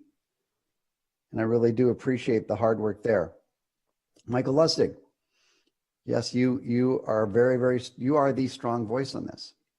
And thank you. And I want to thank you and just publicly tell the story, which I may have done already once, that the only real argument I've gotten with anyone in Malibu this year has been with you, but I laugh when I think about it. I think it was a very tense time, and we both were at wit's end, and COVID was coming on strong, and you were passionate and I got passionate, and I actually remember that fondly. I appreciate that we could have that discussion and move forward. So thank you. I don't get in arguments like that often. So I will treasure that one with you, however odd that may sound. People do raise some good points, and on both sides of this issue. It's, as I said, not perfect, not clean. It's time to move it forward, and it's going to take a while to move it forward. And this city council has worked hard and deserves the right to bring this forward. This is not something to push to the next city council. It's already been discussed ad nauseum by the entire community. So with that, unless there's further comment, I will ask for a roll call. Yes, Trevor. Mr. Mayor, I just want to clarify the motion is staff's recommendation, and that is to introduce on first reading ordinance number 472, an ordinance of the City of Malibu amending the local coastal program, local coastal program amendment number 19-003, and Title 17 zoning of the Malibu Municipal Code, zoning text amendment number 19-005, regulating the rental of residential units for 30 days or less, short-term rentals, including but not limited to requiring the presence of an on-site host during short-term rentals and other restrictions, and clarifying permitted uses related to the short-term rental citywide, amending chapter 15.44 pertaining to operating permits for on-site wastewater treatment systems, and finding the action exempt from the California Environmental Quality Act. Does that accurately reflect the motion and the second? Is that your motion, Sky? He's nodding yes. Is that your second, Rick?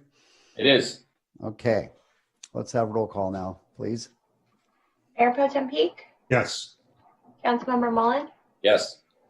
Councilmember Fair, Yes. Councilmember Wagner, Abstain. Mayor Pearson, Yes. motion carries. Okay, thank you. We move forward with item 4B. Fiscal year 2021 short-term rental permit fee. And as we have a report on this, I just want to remind the city council, first of all, if we don't enact a fee tonight, there will be no fee when this starts in January. So just be aware of that little detail, assuming we pass it, of course. So can we have a report on this, please? Yes. Good evening, Mayor Pearson and council.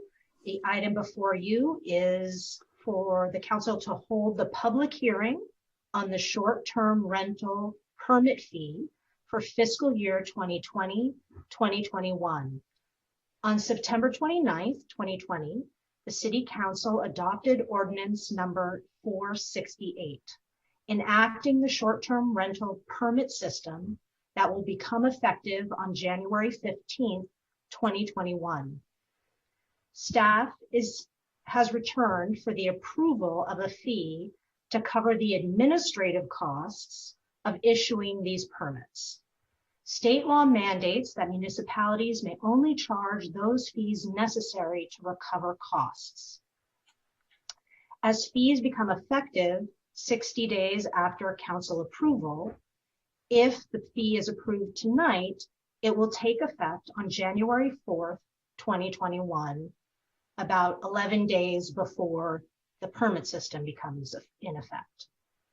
If no fee is approved, as Mayor Pearson pointed out, the city will review and issue the permits without collecting any fee. We've analyzed the staff time necessary to process a permit. All applications will be made through the city's host compliance web portal. The cost of the host compliance contract is just over $40,000 for each fiscal year. As of October 2nd, the host system identified 438 properties advertised for short-term rental. Staff has divided the cost of the contracts by 438 to arrive at $91 per permit. And then on to the staff time. Code enforcement staff and environmental health staff will check each application against their respective databases to make sure that there are no active code enforcement cases or compliance issues tied to the property. These reviews were estimated to take approximately 15 minutes each per permit. Administration and finance staff will review documentation for attestations by applicants, confirm payment of the application fees, and process and maintain records of the permits. This has been estimated to take 1 hour per permit. The recovery cost for city staff time is $203 per permit, making the total permit fee $294. Staff will monitor the short-term rental permit application process to make sure that the city's costs are covered and will propose updates to the STR permit fee if necessary. Staff recommends that the council adopt resolution number 20-57 to amend the fee schedule for fiscal year 2020-2021 and add the short-term rental permit fee. That concludes my report, and I'm happy to answer any questions if you have them. Okay, thank you very much. If there's no questions, we'll get to the public hearing. I think, Rick, I see your hand moving. Nope, just was moving. Okay, then let's get to the public hearing. We have some speakers, I assume. We have 4 speakers: Graham Clifford, Lynn Norton, John Mazza, and Christopher Mammon, but Graham is still not in the meeting that I can tell, so we'll hear from Lynn. Great.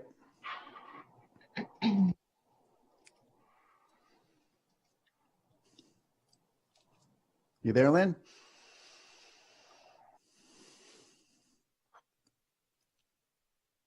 There you go. Are you there? I hear you, Lynn. Okay.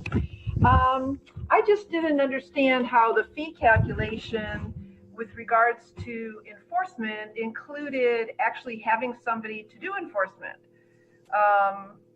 Because that would be more than 15 minutes per property per year to have somebody available to, like when we say that the person on site needs to be available between 10 and 6 a.m., I assume that also means there needs to be somebody from the city who might respond to something and be there between, so that didn't make sense to me. And then also the hourly rate of $175, if that's for an employee, I just wanted to submit my application for that position for $175 an hour. Anyway, I would just like some explanation on that. It doesn't seem like there's a right calculation in there for the code enforcement. That's it. Thank you, Lynn. That was I might apply for that job too. That was a good line. I like that. John, I assume is next. Yes, John Mazza. I assume you can hear me. Yes, I can hear you, John. Okay, as the staff report says, this is supposed to cover the cost of staff time for administration, finance, code enforcement, environmental health, as well as host contract.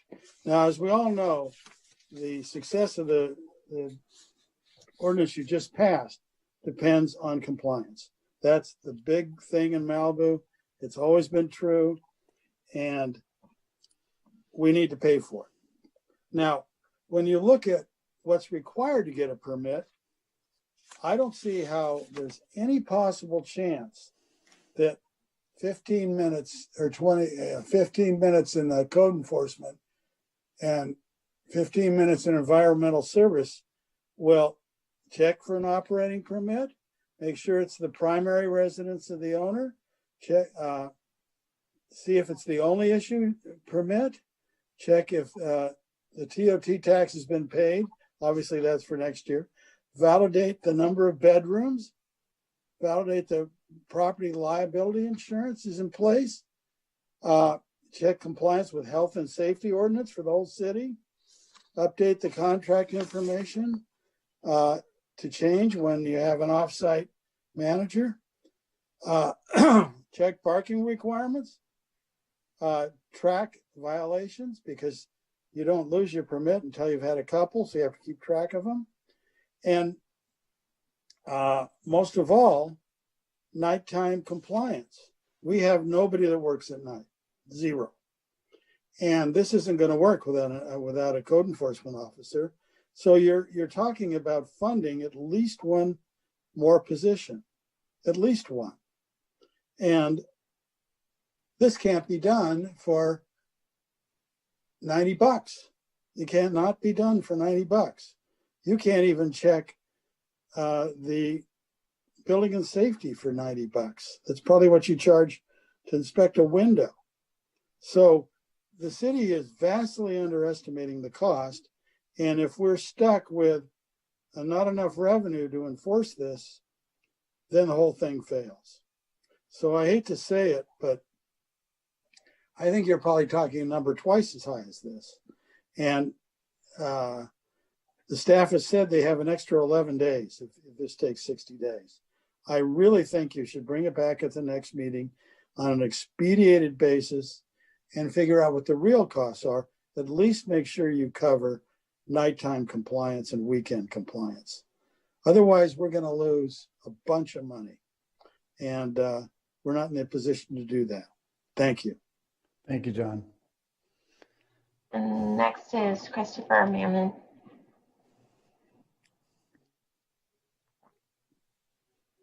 No comment. Okay, thank you, Christopher. Did Graham show up again by any miracle? No, I haven't seen him all night, so that concludes. So we're back to the council here? Yeah. Okay, great. Hang on. Once again, I got to figure out my view here. Can't see anybody. Can we remove the geez, what have I pushed? Well, okay. I got you, Mikey. There you go. Okay, now I can see everyone. Just had to keep pushing buttons. Okay. Lisa, you look like you wanted to say something. Well, I would like to clarify that the hourly rate that is charged for staff time is not the hourly rate that people are paid. It covers all the costs associated with an employee, which include their benefits, their retirement, their workers' comp insurance, payroll insurance. So those are not rates that staff gets paid. Those are the costs to the city to cover having these employees in place. So I wanted to clarify that. And this particular fee is really associated with the administrative cost for issuing these permits. And based on the ordinance that was enacted, we consulted with staff in all of these departments, and this is what they feel is sufficient time, especially when you average it over 400 potentially permits, 15 minutes a permit, because for the most part, many will take no time at all. There will be nothing showing up in any of our systems. There will be no compliance issues, in which case it can be moved on and there is no investigation really to be done. And on the handful that we have to spend more time, that's more than covered in what we've presented to you. I also just wanted to add a couple things to that the hourly rates that are shown also include overhead costs that the city has to incur. Several years ago, we conducted a very thorough fee study, and part of that fee study involves looking at all the different costs that the city has to pay, the payment on City Hall, the cost to keep the lights on, and all those different types of overhead costs. And so those all are factored into those hourly rates as well. So I just wanted to make sure the council understood that. And for the most part, we have very robust and comprehensive databases that staff can go in, input an address, and get the information. So it's a pretty quick process. And again, just to remind the council that we can't charge more for a fee that it costs for us to actually perform that. So this can't be, some kind of moneymaker slush fund. What does it actually cost? And so, what we're hopeful for is that you can move this fee forward. We'll certainly monitor the actual activities that it's going to take for us to do that. And if we need to make a change, we can always go back and change the fee at a later date. And we'll certainly keep very good records of what it costs to do this. Okay, thank you. Karen, I think your hand was up, or were you stretching? Okay, it was up. Okay. I think we have addressed John Maz's concerns. As Reva said, with the database, it was never my impression that every property was going to have to be inspected and reinvent the wheel every time an application is received. So I'm satisfied with that, but I will reiterate what I said earlier. As Mikey noted, we have a 60-day noticing requirement. So if we don't move on this quickly, we will not be able to charge fees starting January 15th. And obviously we lost time with the power outage on the 26th, or we would have dealt with this that night. But I would like to see this move ahead, adopt it tonight, and then ask for a staff report in 6 months, see how it's been working, and follow up as necessary if we think we need revisions. Okay. Thank you, Karen. Rick? Reva, can you address the sort of concern about code enforcement, which I think will be a very important part of supporting the ordinance? And is it connected with this fee, or does it come from somewhere else? And where will the resources for that robust code enforcement come from? That's a really good question. So this fee doesn't have anything to do with actually code enforcement going out and following up on a complaint on a particular property. This is literally just the fee for someone to come in and get their permits. It's an administrative process that we have to do. The code enforcement activities are completely separate. So if we receive a complaint, as you know, we have 3 full-time code enforcement officers. We have the ability to adjust their hours if we need them to work different times to address certain things. And it's something we're going to have to monitor as we go forward. We're launching a whole new, program. And so, at this point, we don't know what the type of responses are going to be needed. And if it's something that we think we need additional code enforcement resources, then, staff will come back to the council and report that and get feedback from you on how you want to address that. But again, the code enforcement part of it and the fines associated with someone doing something incorrectly from a code enforcement perspective are separate from this fee. So I hope that answers your question. But again, we're mindful of that. We need to stay on top of this as we roll it out.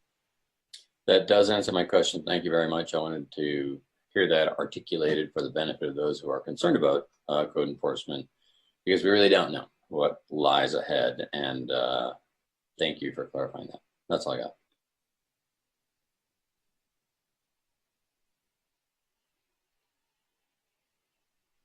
Let me follow up on that if I could. Reva, you and I have been kind of ground zero on a lot of the issues, at least between you and I, involving some of the real problem short-term rentals.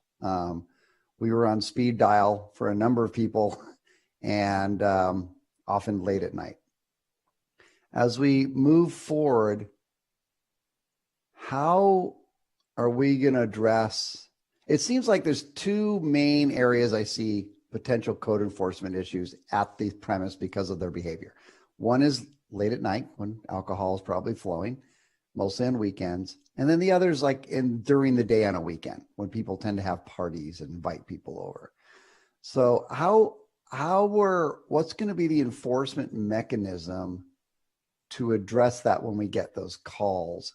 Because I don't know that our code enforcement is currently available at most of those times on weekends during the day and at night.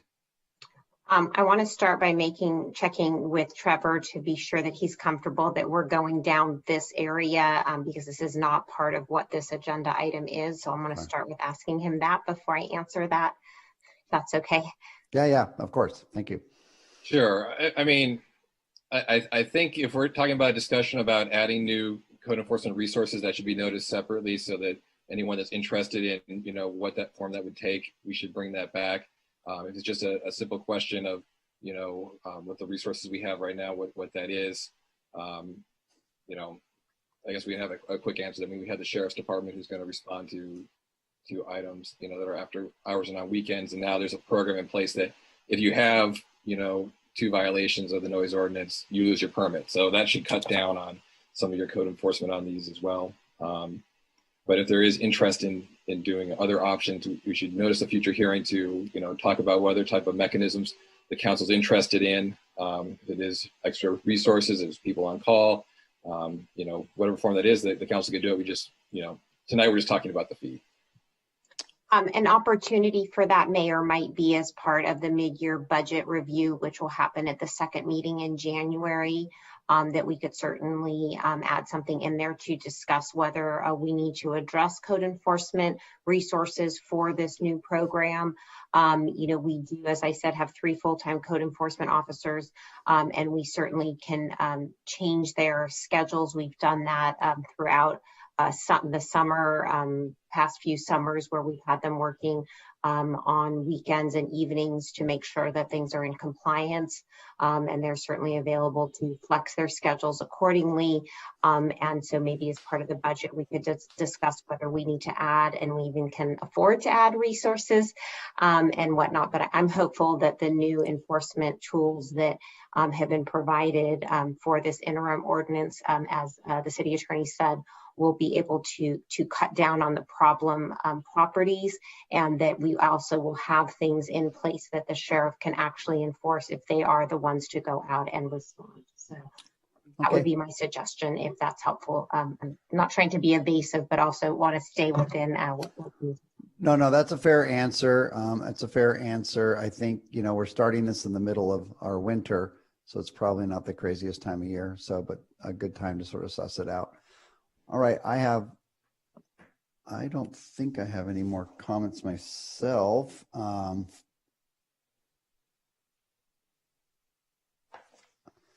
City councilors, Skylar, I see your hand there.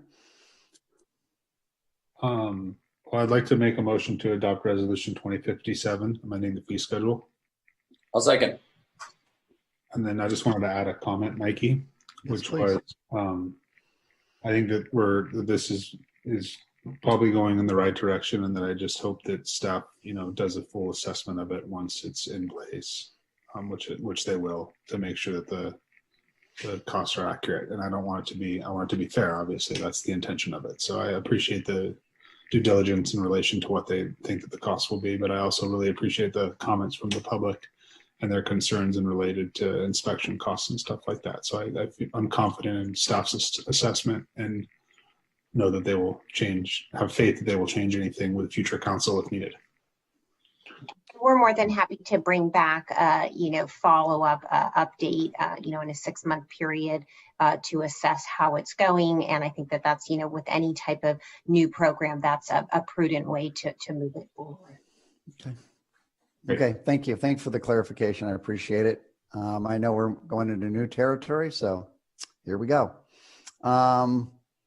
Do we have a second to your motion yet, Skylar? Yes. Rick made the second. Okay. Do you want to read the item, Trevor, before we vote? This is just a resolution. It's not an ordinance. So. Oh, that took all the fun out of it. I'm happy to read it if you'd like. I think the motion, though, was also to provide a report back. So let's make sure we are taking a motion to adopt the resolution and have staff report back in a 6-month period. Perfect. Okay. Roll call. Mayor Pro Tem Peak, Yes. Councilmember Mullen, Yes. Councilmember Farrer, Yes. Councilmember Wagner, Yes. Mayor Pearson, sorry. He can be mayor for the day. That's okay. Yes. Motion carries. Okay. Well, everybody, I believe that is everything on our agenda tonight. And once again, I thank everyone for their years of hard work on this issue, particularly the longer term city council members. And I think everyone had the same mindset tonight on it, which we came from different places and arrived here. So well done. I just want to thank everyone and thank the public for all their comments and input. and look for a motion to adjourn. I'll make a motion to adjourn. See you all Monday. Hold on. Did we have to make a motion about the Big Rock thing and moving that to the next meeting? It was already moved. You did it when you adopted the agenda. Yeah, no worries. All right, thank you. Thanks for checking though. So do we have a second? Did we get a second on that? I'll second. Okay. Okay. All in favor? We're done. We're good. Thanks, everyone. Thank you. Have a good night. Thank you, everyone.